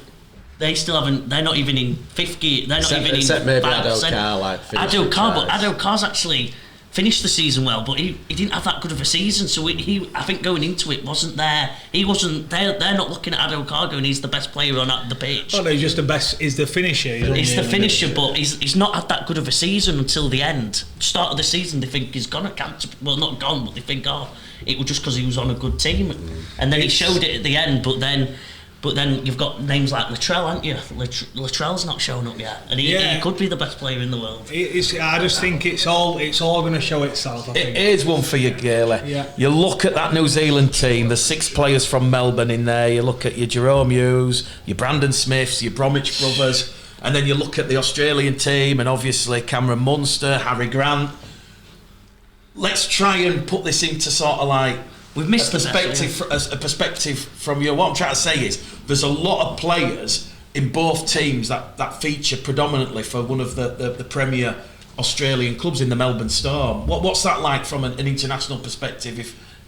No, you mean getting into each other? Yeah. Even though the teammates, the squad members, they do a good job for Mr. Bellamy, but they'll rip into each other. They'll be maybe even more. Even more, yeah, 100%. They'll rip into. Because obviously Manu is at the Roosters. Obviously Tedesco's at the Roosters, so you've got rivalry there. I mean, I was looking at it earlier this morning, and I'm just like, Wow, this could be something special. Mick, you've got the best battle on the pitch is the hooker battle. The Cheese versus Harry Grant. Both similar players. Exactly. Both Cheese versus Harry Grant. Who've you got, Wale? Who've you got? Grant, me, I think. Really? Yeah, I don't know. I think they're both. Dad's player of the tournament going into it was the Cheese himself, Was Brandon it? Smith. Yeah. Character. Top try. Yeah, he told me last night I'm going to go quiet on that because he's had a bad tournament. So I thought I'd bring it up again. You know your dad, his best thing is he surrounds his son by any positive, he jumps in. Any negative, Homer Simpson. Yeah, he said he got these handicaps right, but his player of the tournament was Cheese. And Cheese. I like that, Jay, because he only remembers, he has an unbelievable memory of remembering the good stuff. He never remembers bad. He doesn't. It's unbelievable. Yeah, Mick, we're all excited, aren't we, for this? We've already talked, we've done England till we blew in face. This game, we're hoping both teams come alive. We see an unbelievable game. I'm going to be there. I'm looking forward to it. I've done the typical, I'm not going down to London, but I'm going to be... That's what I'm doing. You're not going to watch England. You're off to Elland Road. I'm going to watch Elland Road, yeah. I'm looking forward to prediction? that. Me too. All tournament. I'm going to think, I think it'll be a tight game. I think Aussies by 10. I'm hoping the Aussies, they just seem like they're just coasting through. They're ready for a big game this week. Aussies by 10, me. I draw parallels with the other game where we said about New Zealand now have had a tough game. They've had to get through an unbelievable effort off the Fijians, and they did come through and settle this game that I've been looking forward to all tournament and nearly didn't get. I'll go back to, I don't doubt the Aussies are going to go up a couple of gears, and I think the Kiwis might go up one gear, but I think their gear is going to be determination and fight, and I don't think they've got the class. So I'm going to go Aussies by 16. Ooh, bit of a drubbing. I just think that I've just not seen enough from New Zealand to. No, I've wanted to. I mean, I know it was a poor thing, but when they played against the Leeds team, well, I was like, Jesus Christ, these are going to challenge the Aussies, and I know that was a weak team, but I've not seen anything like that, and I'm like, I can't see the Aussies. A little one on that. I went to play in that Leeds game. Gary rang me on, I think, the Tuesday or Wednesday. So he rings me and said, Luke, want you to play it this week. He actually said, are you fit? What are you doing? I said, I'm doing some work on house, Gary, but I can get my boots out. Why? Well, so invites me to come train with Leeds, go play the Kiwis. I thought, do you know what? We've been knocked out at all for the last 5 weeks. Go see it, lads. Get my boots. Anyway, what transpired is I couldn't play. I got a 1 game ban, and they upheld it, the RFL, which I thought was scandalous. It's terrible in a bit of an exhibition game. Anyway, trained with Leeds for 3 to 4 days. Brilliant, unbelievable. And then I watched the Kiwis. I know where this is going. And I was glad I was sat in stands. I watched the Kiwis, and I was like, I think I rang Craig. I'll text him saying, look, I've just dodged a bullet there.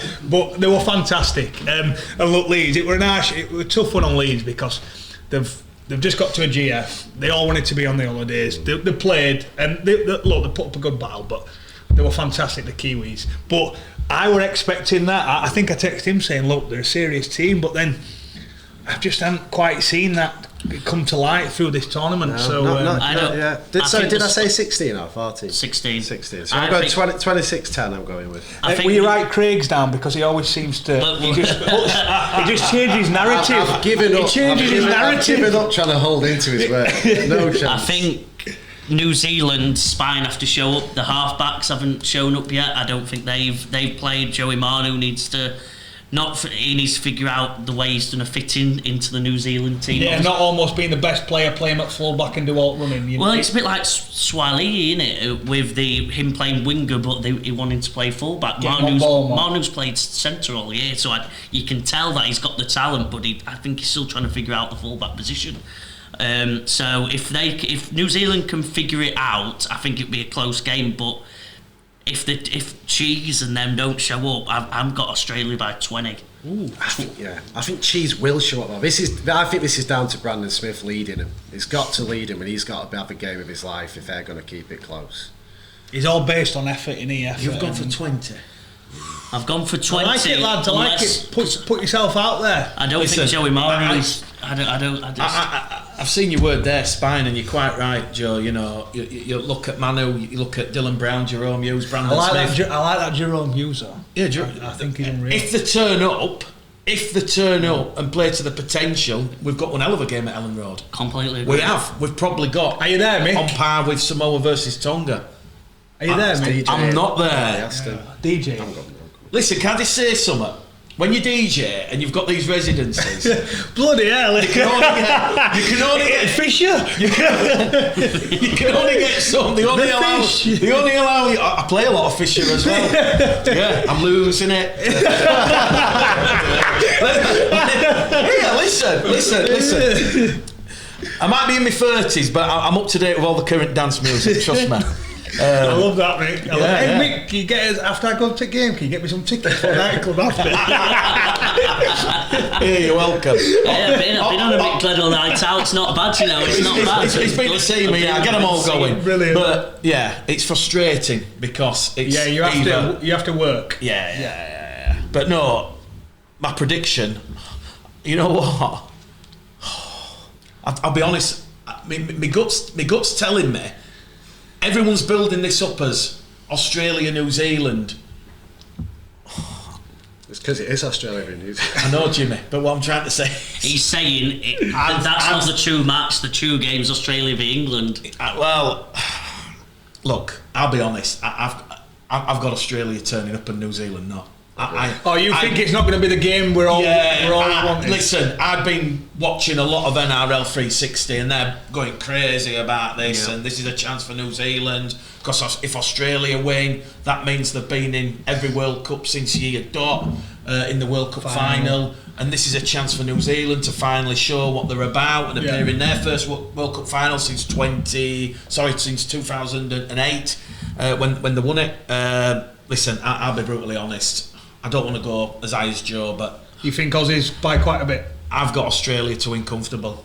I hate to say it. And listen, I don't want people to be put off from buying tickets at Elland Road. I spoke this morning, 24,000 tickets already sold. So it's going to be around 28, 29. Yeah, it's going to look full. Listen, back in 2005, Gale, I don't know if you can remember, New Zealand, they shocked the world. They beat Australia 25-0. In that Tri-Nations final at Elland Road. I don't know if anyone can remember it. No. But listen, that's the New Zealand I want to turn up. And like you say, we just mentioned the spine, you know, Dylan Brown, Jerome Hughes, the Cheese, Brandon Smith. If they turn up, they can. Yeah. They can. I agree. They can stop They're that. going to raise it. Have New Zealand only They can been stop thinking that about Australian this game, attacking threat. I mean, you're going to have to keep Adokar quiet. I mean, we all know what he's about. Valentine's home's on other. Listen, they've been thinking about this game and all. Yeah, Can we invite You the can new see Mystic Mac on, Craig Harrison, after What, his Mick, how many? four-game performance to give his score? Australia by 24. I'm sorry. Well, that's Marvin, Joe. Yes. You said less than me. No. He's not just talked himself up. Yeah, 24. 24. Listen, if I'm wrong, I'm wrong. I mean, I've actually got both semi-finals not as close as Craig and you guys think. I mean, I'd love it Saturday to be between 4 and 6 and an England win, and I'd love Friday nights to be between 8 and 10. But listen, you just want two good games of rugby league. If the tie, we all want a tight game. The semi-final, that's how it should be. I can, Gale, I'll be honest. I've not seen Australia yet get out of that sort of second gear. Yeah. I think this will be the Friday night where it happens. Right, here we go. Big welcome to the show to the one and only G King. Big family favourite, show me the money. 10 year, you get your 10-year pass soon, George. We're going to have a big Hall of Fame for you. I never got He didn't get one, but he'll get a 15-year one. The lads have just discussed the semi-final. They've given all their opinions. I'm going to give mine in a minute. But George, you've recently played against the Kiwis. I've just dropped a bollock 2 minutes before saying Australia. Come on, son, give us the inside deal. Well, all you guys have gone Australia, and obviously I've come up against the Kiwis and I know what they're about. But I'm probably going to go my prediction, probably New Zealand. I'm thinking New Zealand to sneak it. Wow. Yeah. What were it like playing against them? Where did they impress, or where were it hard to break down? Well, like most teams do, what they try and do is try and pin you in a corner, and I think we managed to do that a few times. But they still managed to get out of there with such ease that I've never even become accustomed to that even in Super League. Some of the players have got on some really good late footwork, what managed to find the front, and from across the park as well. There's some big boys as well. So it was an experience in itself, that just the speed and the sheer strength of the Kiwis were an eye opener. That's for sure. That's a good point, actually, George. I ain't thought about that. So what you're saying there is you've never come across putting somebody into what alien them and block you in that back. Yeah. But then they can still get out. Yeah, pretty with much. ease. With ease, really. And we have been really respectful, good, George. Can they do that against Aussies? Is it another world that? I think so. Yeah, I think so. What really good as well is the number 9. I forgot his name. Brandon Smith. Yeah. But it's small, but he's still dynamically really strong as well, and he were really good. And like when we was on his goal line as well, he managed to be able to suck us all in. But playing at such a tempo that he couldn't obviously get it out wide really good as well. So I think he's going to be a really good key for him. I was really impressed with him, and just the fullback as well. The fullback were really good late footwork, and just going on experience of obviously playing against them. I just think that they'll end up doing it.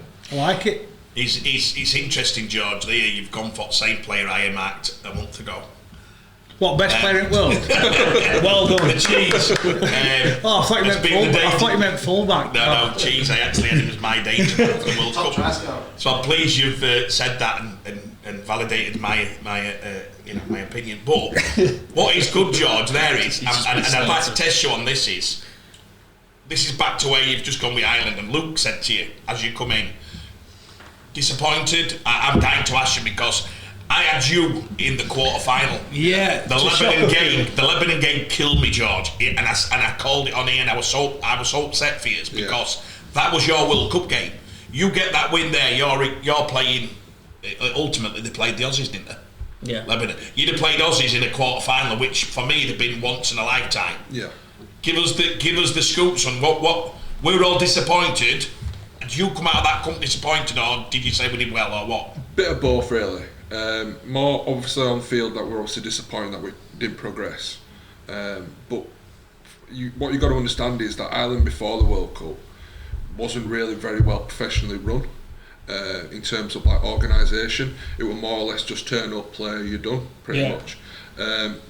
But the inroads that they've done off the field, like with his obviously with new coach Joe, who travelled over from NRL, and his team manager, and I can add a few more names as well.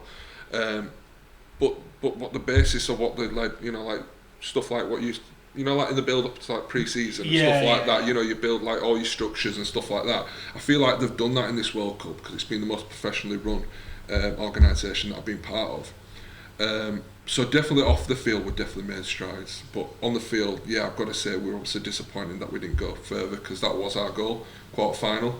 It was hugely disappointing. But I'd probably just say that probably just choked in that Lebanon game, the end all really. Yeah. We gave away 6 1-on-1 strips. It's a rule that I'm really not a fan of, but it was a rule that everybody knew before the competition started, so it's only fair. But that killed us as well. Matt Pryor was the king of it, wasn't he? When it was the best in the world. When it were allowed. Yeah. For me as well, what you're obviously saying there is, for next year you'll even be better. Next World Cup you'll even be better equipped. Yeah, I feel like we've laid foundations. I really do. I really do feel like, because one of Ireland's biggest challenges is because when we looked at this like throughout the squads is nearly all the top tier nation squads are the same relatively every World Cup year.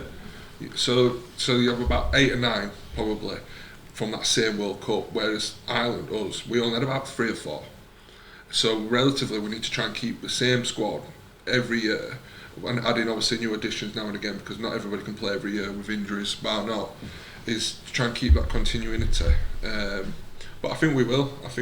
I really felt it after this camp that we will start striving. We did a show last week, obviously. I don't know if you've seen it, and give us a plug, George, and tell us you did. But we did it on you having some fixtures for next year and year after year. We've got to give Ireland fixtures, quality, France, Scotland, Wales. We can't keep... This is my big bugbear, and so I'm passionate about it. Obviously, I'm plugging myself for team manager job at Ireland as well. What I'm actually saying he's good on Guinness. What we're actually saying is, Luke will probably know this better than me. when I've seen England players who play for Ireland, it's usually if they haven't been picked and then like into 32 they fancy going on piss. That's been the mentality. Great, you know. I can remember saying to Danny Maguire, "You've got to be Irish with a name like that." We tried everything to find a passport. We couldn't find one. He did have an uncle somewhere, but he'd not seen him for 40 years, so we couldn't get. But ultimately, George, what you're saying about professionalism there had to happen anyway. But the Rugby League have got to help you here, kid. They've got to help you. They've got to give you some quality fixture. I'm going to play for Ireland, and I've got a chance of playing for England. If there's a Great Britain, I'm happy because I can probably play with lads. You know, I think best team ever at Great Britain. The way they promoted the last Great Britain were appalling, in my opinion. They just did it off a back of a fag packet, 6 months, threw everybody in together, and it didn't work. We've got to give you some quality fixtures, and we've got to say to them lads, and I'm going to call out, not calling out because we get this guy who keeps on saying things we say, but you know, your Ben Currys, you know, what was Ben want to do? With Ben, you I don't know whether you would have been picked for England, George, you might not anyway, Toby, but you have got to say. What you're saying is to all the lads, if you have got a chance of playing for Ireland, but you're not even at that if you get some quality fixtures, because otherwise, I'm going to see you every 3 years at World Cup, I'd be told. Yeah, and England would be a good fixture, wouldn't it? Like what? I said Knights. I thought the Knights would be amazing. Knights. But what George is saying there is, in previous, they've come as a bit of a second thought. Yeah. We'll go play in a World Cup. Especially if it's in, I reckon if you'd have been in Australia, you'd have got miles more players saying they're Irish because they'd want to go on a bit of an holiday.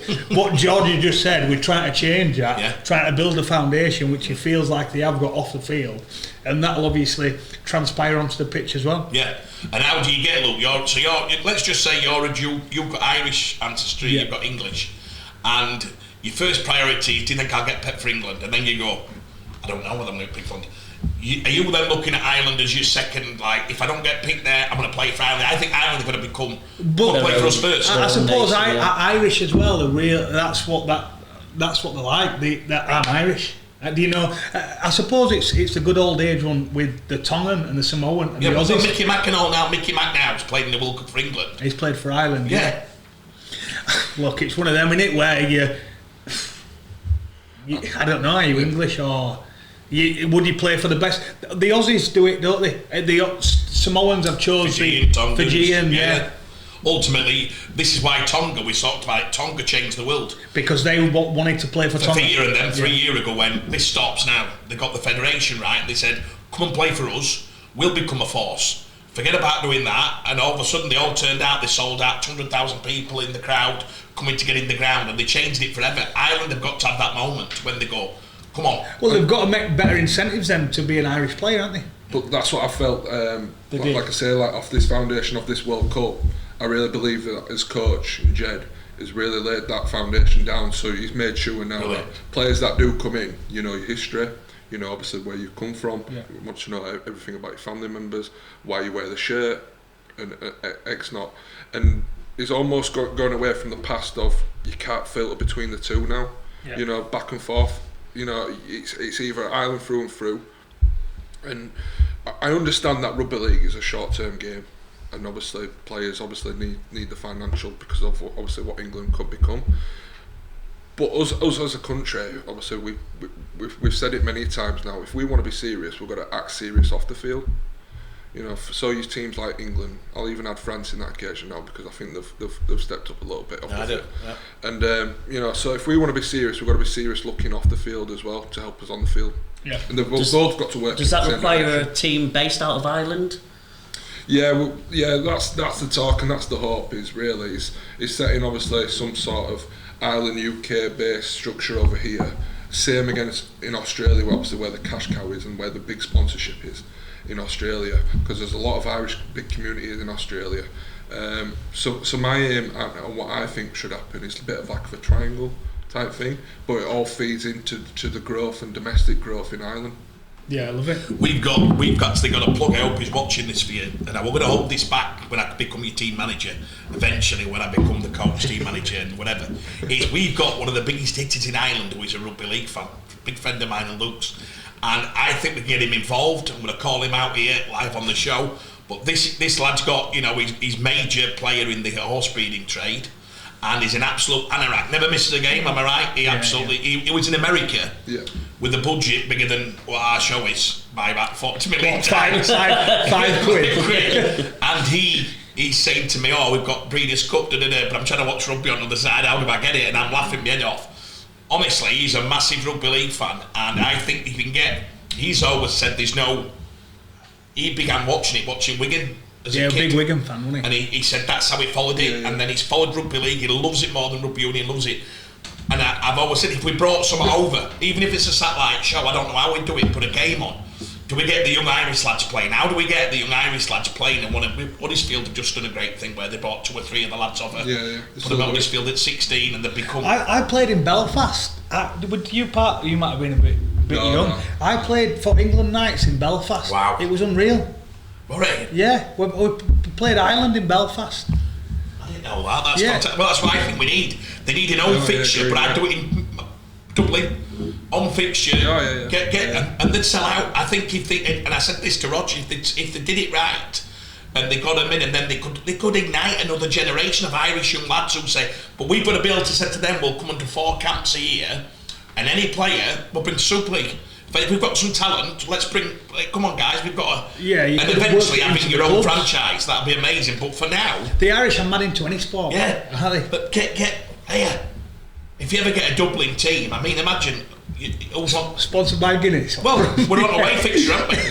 We're all putting our name down for away fixture, aren't we? You're gonna get 100%. But it needs high profile. It needs someone to talk out about it. It needs what George is doing, and I think George is probably the only player I do believe in I'd stay in. If George got asked to play for England, I think he'd say no thanks. I'll tell you now, they'd Toby and drop you like a bad apple. Toby would be like, I'm English. He could have split shirts and just eat cap on. But George would generally be only one I know would go, not for me, son. I believe in this concept and we're going to push it. Can I ask one more question, George? Yeah, go right. Did he do any short kickoffs in World Cup? I wanted to see a short kickoff. I've been on the receiving end of them short kickoffs. That takes some absolute bollocks to do that. What have your coach said? Does he know you're doing it or not? Who's that? What? When we're doing a short set? Well, no, actually, we previewed your previous game. Actually, that was Cass. So we previewed. I think you did kick. You did. What you? I don't know what did kicks. No, I kick. Yeah. Yeah. So when you did your kick, because normally the halfback goes and then feeds a problem. Yeah. But you actually came back and you came back too wide. Yeah, I come and stand on that 10. Yeah. They were against me. Yeah. Too wide. And we actually, I actually, I had to think I'm gonna, because I used to do it in 19. Because of you. Another question of John because halfback you.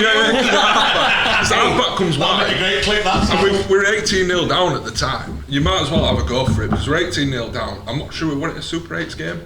Not sure. I know we're. It was a game where we needed to kind of win. I think. To get into that Super 8s. And you know, any 50-50, I'm not going for it. So. And obviously, because Cass is a small pitch, isn't it? It's like a small thing. So I thought, I'm just going to have a crack. It was genius, honestly. They reckon Smithy's face. I've asked Tony about this. They reckon Tony, it was, has he just done what I think he's done? He was in disbelief. But then he did it about. Did you do it in 3 weeks? You did it again. 8 weeks later, didn't you? It's might have done it. I might do it season. I think it might do it season after. Season after. Yeah. You did it again. Yeah, it might not come off. It didn't come off. I think I'm one of them where they'd have got ball and I'd have actually in my head, that's genius to be fair, so well played. Well, like I said, George, he wouldn't be bothered. He'd say that we're on and that's there. Brilliant. Just while we've got you, yeah. Big thank you for the Irish thing. No Give us. Joe is previewing in a bit. He's going to preview his first Super League team. There's a plug for him, and he's going to preview the signings in and out and what he thinks they're going to finish. I think Mick's going to do it with him. Have you looking at OKR? Do you like what you're seeing? Yeah, definitely. Yeah, definitely. I went into training yesterday just to have a look around and obviously meet the new coach and stuff like that and all lads. And we've actually been the first one to arrive pre-season early. Out of all the Super League teams. So lads were really great. They were ripping in, and I'm looking forward to joining in pre-season because I do believe that a good pre-season helps you out throughout the season. Massively that. Yeah, Massive underrated. Yeah. So I definitely feel like they've laid the foundation in that sense. And but like I say, it's going to be a tough comp because obviously there's so many good teams, isn't there? Making really good signings, so it's going to be really close, I think. I always remember Luke, and I think I've used this on show a bit. You going after your 17 World Cup, going into 18.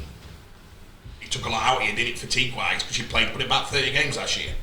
No, more. We got to GF, played every game, got to GF, and then played another 7 games in World Cup. Wow, that's so crazy. Nearer 40 games. And I thought that. Yeah, the injuries coming off the back of that, whether there's a correlation or not, I think there were 4 or 5 serious injuries from that World Cup. True, it's true. You know, and it were well publicised at the time, but it's so hard. Well, the year leading up to that in 16, I got selected for the England squad. Yeah. I never got picked in a game with Steve Mack, and I was devastated. I felt like I'd done enough that year. To be fair, Steve Mack picked Matty Smith in the last game of this the tournament. It were a New Zealand. We played a 3-game test against, and he picked Matty Smith, and Matty Smith got man at match. So to be fair, I actually said to Steve, look, it was the right call. But I remember going back training, did a full pre-season, worked on all the things that I felt like why I didn't get picked, and I had my best year ever. Yeah, you know, I do believe individually. I do think sometimes if you go too hard as a team, I suppose Hull last year is a great example. I mean, we had a good pre-season, we started real well, but we fell off a cliff. But the both of us, couldn't you, really? When we played that last game, we were both busted down to bed. Well, we had no team. Yeah, no. I do think the team, the best team that can keep its squad is essentially. That's what it's all about. I think that's why I say it's do really well every year, aren't they? Because obviously, if you look at their 17, it's more or less the same 17 every time. But how? Do you know what they do though? Why are they doing that? I get an inside track a little bit now. They don't think but I think they do look after them a lot. They do look after them now. I spoke to Willie on Monday, and I think one of the things he's highlighted with you, George, is that when you're leaving training, you're literally going straight in a car, and there's no, you call it pre-ab or afterwards. Rehab. Where have I got that from? Pre-ab. That's before. Pre and then the rehab, and he's saying that he couldn't believe that's the big thing they've changed in saying that they're thinking that you're going to do half an hour, just making sure that's right for you, because he's seen that and we've talked about it with Toby when he got his hamstrings. Yeah. Toby training and getting in a car and going an hour and a half in a traffic jam, and then when they finally found out, if you looked at probably position of his foot in car for all them times. You at Hull KR, I know Tim Sheens, Danny couldn't believe going to Hull KR. Sheens didn't let him do it on training field, he did it all on what bike. He said, we only did skills, there was no contact. I think Saints are very clever. I heard that the Saints spend the most money on their conditioners. They're on the big money. I think called the IS, whatever it's. Yeah, the strength and conditioning, the physio are just as important, number one on your squad list, because they're the most important. I have 100% agree with it. It's the team that keeps the strongest squad on the field are the team that does, and like we say it every year. Saints have done well. 17, I think we got one injury. That's scary, isn't it? And we had our best team. We mentioned that game. The last game of the season, there was how many? I think we had 5 debuts. 5 lads on debut. Yeah. Which is madness, really, isn't it? Yeah. And that. How do you feel coming back in? What's the body like? Well, I feel all right, relatively all right. Obviously, I'm enjoying my break now, and it's nice, obviously, to get away from rugby where it's full on every week. But I probably can relate to some of the stuff you said. Is even in our island camp, we had lads coming in what were busted throughout the year because of just the amount of games that what were thrown on us throughout the season. So I felt lads couldn't even lift weights even after they've done on the field. Because they're actually busted, they're injured, they're just more or less maintaining, really. So it's very hard, obviously, to manage, and that's where your physio and your S&C comes in. That you really need to have a good department in that sense, off-field staff, to make sure that everyone's fit when they get on the field. And I always think as well for you, George, and it's always hard. And I found this being captain last year, George. You say if you get pulled from a session, you've had a long year. You don't want to be pulled from a session, do you? And I remember as Atto, the S&C at Hull, pulled me the first month. So I signed a new player. He said, I want you to get your knee right. I just come back of an MCL repair and give me a month off. Now the coach probably hated him for that. For me, that was genius. Didn't get injured once last year. No issue with my knee. But I reckon that month he gave me off in November. When I say off, all we did is just work on my leg strength. It was unreal. But then you're leading by example, George. It's sometimes hard to say. You have to have a strong physio to go, George, get on that walk bike, you're not training today. Yeah. And it's managing each individual. I believe what I hear, it's the old school coaches are terrible. You have to train. They kill me. And if I don't... Joe, you're big on this, Joe. If I don't train, say an halfback, you have an halfback, don't train, the coach hates it. Yeah, because the session goes to shit. Yeah, pretty much. It does. The session goes. George, why don't they put the young team then? Is that because there's that much gap that they don't want the young who can't control the session like Luke could? But how are you ever going to develop if you don't do it? Possibly. Yeah, there is that. You have your coach, and the coach will say, George not training. We've got him not training. They'll be like, fuck, this is. Do you know what I mean? This is a nightmare. So the conditioner and coach, physio after work, that type. The best teams I've been involved in, Wayne Bennett never got involved in any physio work or any strength and conditioner. He has complete faith in everyone in that department. He doesn't even get involved. If the conditioner says or the physio says he's not training, that's fine. But you saw, we're not mentioning names, but you've been at clubs where coaching class every day. Every day, because he thinks his best conditioner thinks the conditioner and thinks he's a physio. But the best teams I've been involved in, you have to be on a par, don't you? Yeah. I think you can tell it makes such a difference when you hear about some of the teams and who their conditioners are, and you hear the stories about what's gone on in the season. Obviously I've not done any things on it, but it normally translates to good things on the pitch. Normally when you hear a team's invested in their S&C, the next season they do well. And I think I was extremely shocked. Like I said, I went to Division 3 America, which is not even like no Division 3 athlete apart from one or two ever has gone to play professional. Yeah, you were a selling plate, yeah. I was selling plates. I were low, but then our strength and conditioning at a Division 3 uni was a lot better than you lads get. And I can imagine. When I started doing tours and clubs started showing me around, that was my most mind-blowing thing that I couldn't believe. It's because, unfortunately for us, the sport's been built on brutality and coming back from and how tough are you, when actually somebody's going to stand up and say, probably the toughest thing I can do is say to you, I can't do this session. That's a tough man, because usually you just go in crowd and go, get hand up, I'm not going to miss out my mates. I've been in change with the afraid of lads, but look at that soft. Here we go again, here we go, sick now, and all that mentality thing, when actually what Luke's saying there is, if somebody does pull you back and has got the bottle to do it, especially I've looked at this, we did this a week ago, let's say there's 50 players going into Super League, maybe 70 from World Cup. So I said to Fordy at Wakey, you've got a good chance to go and have a go here because you didn't get many at World Cup. You could be fresh for first 5 weeks. Them points you'll get in first 5 weeks could save your season. Because I'm telling you, they all come back from World Cup and they're knackered and they're fatigued. You know what I mean? When have you been told to come back in? I've got 4 weeks. So 4 weeks, which is relatively the norm in Super League. NRL have to have a 8-week minimum. Wow. They're not allowed back in by law. 8 weeks.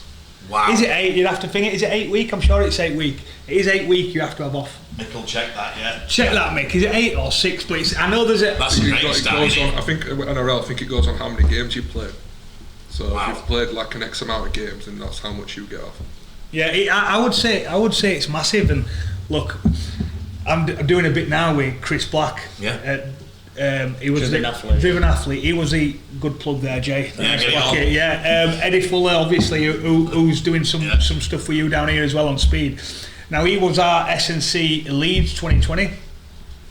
We had Alex Morell, unreal physio, and Gareth Robinson. The setup there was unreal. Everyone said that. Championship, like Champions League level. Do you know that? Yeah. That's. And I don't know as stats there. Obviously, it was lockdown and it was a bit of a mad season, but they was unreal.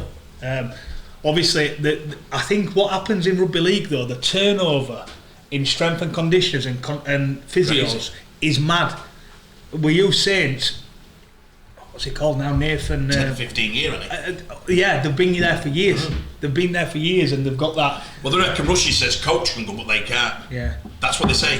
Coach can go, they can't. I've got a few people what were in camp with me that have only got a few days off. Few days off, and they're back in with pre-season. Swear to God. Yeah. It's mad, innit? And that's why I loved Atto when I went to Hull. Atto for me straight away went, mate, you're not running for a month. I want you to work on. What sport in the world would not individualise where you are? You can't all be saying it's the one race, or you wouldn't say they're all saying some horses need absolute machine, bang, bang, bang to reach a fitness level. There's a lot of them you need to pull back. Some of the best footballers, any sportsman of time, have been pulled back and gone, listen, I'm telling you now, LeBron James is not doing the same thing we're doing at 19. Big LeBron will be sat there and it'll be all done accustomed to where his body is at this moment, and it'll be keeping him on.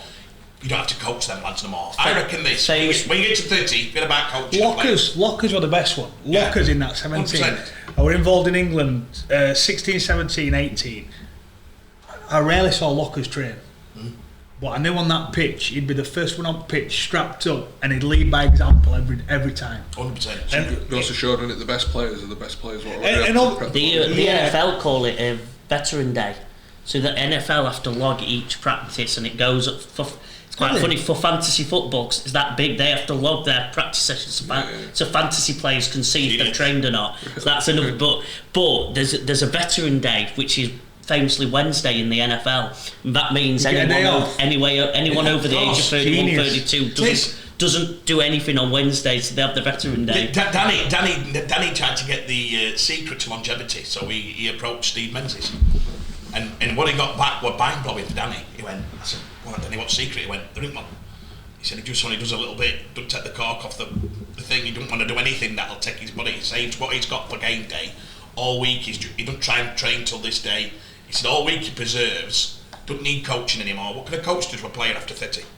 Let's be honest, he can put you in a team ethic to do his plan. Very, very few coaches, most players I know at 30 and know exactly where they are.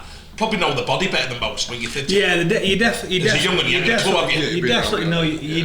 know your body. Yeah, 100%. So you can go back and go, you know what, I probably need to be careful. You know how many young players I've had who've told me how bad they were before they got injured serious. I won't go start, but I'm talking about a lot of players in our game will tell me something's not right, and all of a sudden they get injured and you go, well, why haven't you told them? They dared. They're scared at coach hearing. Do you know what I mean? If you go to, you know what it's like at some clubs, if you're being honest, lads, you can go to SNC and go, this, look, and all of a sudden coach thinks, have you been wintered? You actually get told off for winter SNC without telling coach. Yeah, and I suppose it's mad, innit? It's mad, innit? It's a mad game as well, and especially if you're on fringes of a team, you probably go through that pain barrier anyway to try and get in that. Say if you've got a bit of a tight on me, you're training because you want to get picked. Yeah. Do you know how often does a player play injured, lads? Oh, George, especially in middle. Right. What, every week? Every week. Every week. There's no other sport like it. It's not easy. How often you play injured every week? Yeah. But a player's mentality though is, even if they feel like they're carrying a knock and they're playing, is they want to do best for the team. You know, they're not nearly all rugby league players are not selfish individuals. You know, they want what's best for your teammates. So there is an element of obviously wanting to try and get on the paddock. But yeah, like you say, you need the best SNC, and you all collectively need to work as well. So when we mention teams, it's not just the 17 what are out on the field, it's everybody as a whole. Yeah. When you enter that field, that's massive, and I think that's what we're talking about. And it's all like a correlation, isn't it? Really. So we talk about Saints, and I don't mind talking about Saints because they set the bar. In every department, I think they set the bar. I think they're the best off the field, they're the best team, and they've got the best staff. And there's because we see it every year. How have Saints managed to keep all them players on pitch? And look, the good thing for Saints is someone comes out and they've got a young player that comes in that can just fill that. They've got the best system. But the system's quite easy. Every year, don't they? That Benison, what's he called, the full back? All of a sudden, who was he? He's got the 5 academy. He's got the 5 shirt for next year. He's the starting winger for next year. And do you know what? Leeds won them grand finals, and they did the least training of all the clubs in every year. That was J State, whatever they did, whatever reason they did it for.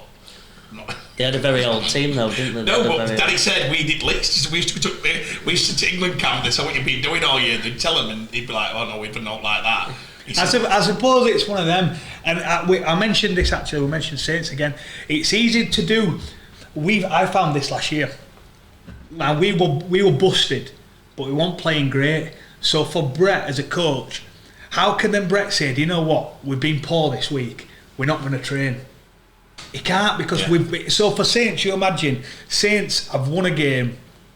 They're busted. They're winning 90% of the games. 90% of the games, they can go, do you know what, lads? We're not going to train Tuesday, we might put you on bikes. Yeah. They can do. Yeah. But for the the pressure's great point, exactly. And you can always, it's easy managing. Doesn't that make of the coach, though, someone that would be willing to do that? Well, that's probably so, but like, you imagine you being a coach, you've just been pumped and you're not playing great. You've got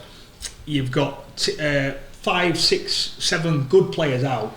You're going to say on Tuesday, we're not going to train today, lads. We're just going to ease it right back. Yeah. Then you get hammered again week after. Chairman's looking at it and thinking they're not. Where are they? They're not training. They're in dog and duck. that is. Well, I think that's the issue, isn't it? You can't see it like that. I think by not training should mean on a watt bike or just doing skills. Without taking it all literally, it's a lot easier to do when your team's flying high. Just to pull off. It's a lot harder to do. Well, can you imagine reporters walking around ground and they're going, where are they? Oh, they're not trained till Wednesday because they've lost by 40 and he thinks they need more rest. They'd be like, team need rest. It'd be horrendous, wouldn't it? It would, and that's, again, we're talking about macho, we're talking about, I always find it hard when you're in, and I'm talking first hand from last year, we had some massive injuries, long-termers, where it's like, and we weren't playing great, so it's hard to kind of go, do you know what, lads, we're busted here. Well, Jack Walker said to me on show, he said he felt he got asked 10 times to come back busted early to help the coach. And that's why I was so upset at the end how it ended. He was like, wait a minute, you pushed me back early on numerous, as a young man by the way, not a 30-year-old, an 18-year-old kid, we need you back. He played busted, got more injured, and then when it comes to crunch, it's been great guys, and there's your keys on way out, and he felt I thought it were terrible. And we never really went into it, the truth, we just skidded a bit. But bottom line is, Jack would have worth saying there is Jack could have a better story than most, he said. Again, I think in NRL, or they don't tend to throw you in that early, do they? They definitely don't. You make your debut, don't you? Roughly. Never happened again, what they did with Jack, will it? 17-year-old at 74 kg. I can remember playing that grand final against him. He looked like a baby. 74 kg. He's lifting Above your head. I trained with him Monday, and I still kill him. He always drops it in every time. But I played against Jack. He were a baby. With scrum at him. He played about 9 academy games. Last one before we wrap up, guys. You've got you both here. This is a good question for you. We argue and we can clip this up, Sam, for a 5-minute sector. Oh, this is the big one. They're not clipping us on them rugby league things. And plus, Mary's just said Chili's ready. Here we go. Are you ready? Yeah. You played in some derbies. Yeah. You played in probably 3 or 4 derbies. London didn't have a derby, obviously, but have you played in the Bradford Leeds derby? Yeah, but Bradford won't have the Bradford now. Yeah, but you played in the derby. You played in a Cass. Your derby would have been Wakey. It is, but it tended. Then Leeds rivalry were always better with Cass, I felt. Yeah. But yeah. You played in the Warrington Saints. I played in the Warrington Widnes derby. The Warrington Widnes, Castleford Wakefield, and the Hull derby. Wow. Tell me about the old derby, lads. Come on, give me some. What? You go first. My experience as a supporter, it took me 10 years to get me fat ass to go. I could not believe it. I'd been to 2 now. First one I went on my own, and I was nearly emotionally. So the second one, I felt probably I was watching you put the goalkeeper were too good for him that day, and I felt for these. I didn't like, the crowd got a bit tasty, and I thought, oh God. I was sat behind Adam and James, and the finger were coming out, and I thought, I probably didn't enjoy it as much, but I still loved the occasion. Give us your best. I liked all 3 derbies, but the big one is the Hull derby. Just the whole concept. It's not just about the actual game; it's the whole week, the build-up. Obviously, the media tension, the building of the game and stuff like that, and just something about it. I don't know. It's just super. Probably because we're all from the same actual inner city.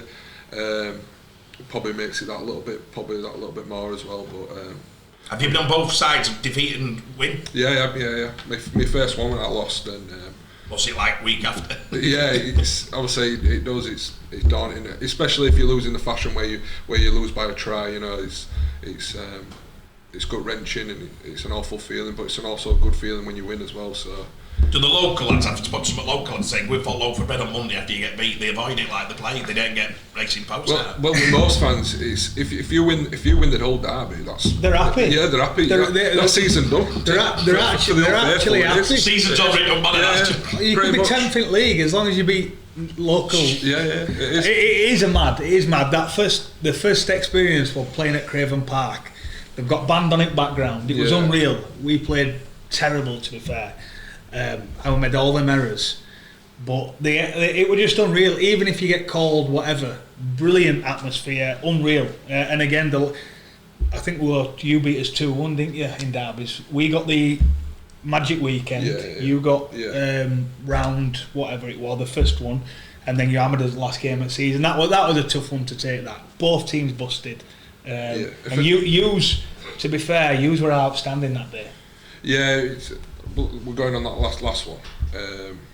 We're pretty much we literally like yourself down to the bare bones. It was just one of them where just give it everything and just hope for the best, pretty much. And we just managed to get off to a good start and keep that rhythm going. But I think for the whole derby, I think it just needs to be a home and away fixture in Hull. Yeah, I agree. The Magic didn't compare to the other two. Yeah, that's another good point. Then the Magic didn't compare. Same team took the Magic Weekend. That makes sense. So have they? Yeah, the whole keep them at Hull. Obviously, I'm not there, but it was unreal. Yeah. Compared to, so you've done your 3 or 4. Yeah, it did not compare to that. Leeds and Cass. No. Oh wow. No, it's completely different. Look, they all talk about St Helens and Wigan. That'd be a massive derby, but it's by a mile.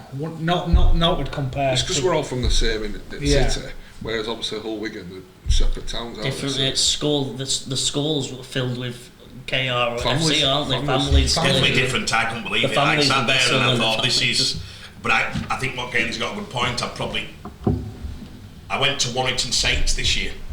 They were electric. But I don't think that's... I never got to see a proper Bradford team play a proper Leeds team in respect to Bradford being dominant for all them years. Then Leeds were that dominant one for all them years, so you didn't get that feeling of... I think it's pure hatred though. I think no, honestly, I honestly think it's... that deep? No, it's pure... Look, Sam Tompkins actually did a genius tweet when he was mentioning... They always say their derby. Sam Tompkins says Wigan and St Helens. Yeah, he did. In terms of maybe football, but I remember Sam Tompkins, he did a bit of tongue-in-cheek when he said Catalan versus Toulouse proper derby or whatever. But winding, but it's genuine hatred. They actually hate each other, and that's what it's based on. It's based on pure hate. Wow. Well, I was there in the under 18 games when you were running the show on the sideline, weren't you? In the when we at the gate, that crowd were mad, wasn't it? That crowd were mad, and it with the under 18. Fair play to him. Sorry, Pep. Bloody hell, George just dropped his wallet.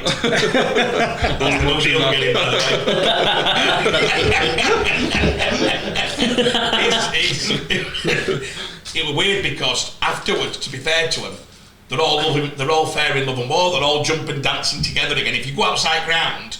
I didn't feel animosity outside ground, which I have done on some of them at Leeds when they come and there's a bit of nastiness. To be fair to them after the ground, but you're probably right before, it is on a shoestring, isn't it? Yeah, I think it's definitely... And coaches and players think if we lose this, I thought Brett, that was it, wasn't it? It was massive. If you lose that derby, it's like... The first time we lost it, we had a big... Would Brett have kept his job, Gale, if they won that derby? The last in that season? I won't like to say. I won't know. No, maybe.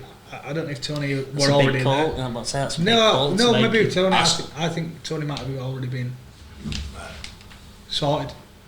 That'd be my opinion. I don't know whether they were always going to part with Brett, but I won't know.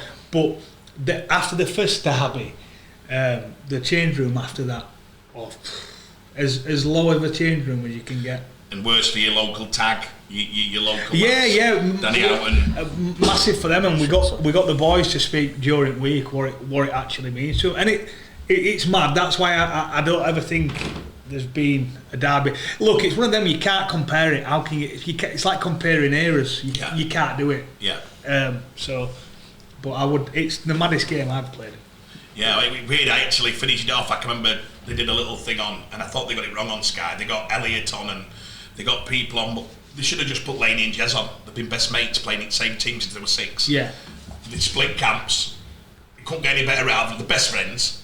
And I was like, what are you doing? And you need Mikey on because he's not right in it. You know, Mikey loves it. He absolutely, that's his. If you get Mikey around that, because Mikey's family Well, season tickets all. Me and Mikey went at it for full 80 minutes. He told me on Monday. Yes, we did. And he actually texted me, I never told you this, but I said, this is going to be a scoop. He texted me and said, tell your effing mate I'm the best player, I'm the best at. And I said, you probably need to learn a bit of things before you come out with that one. Anyway, he told me on Monday. We won that game though. Yeah.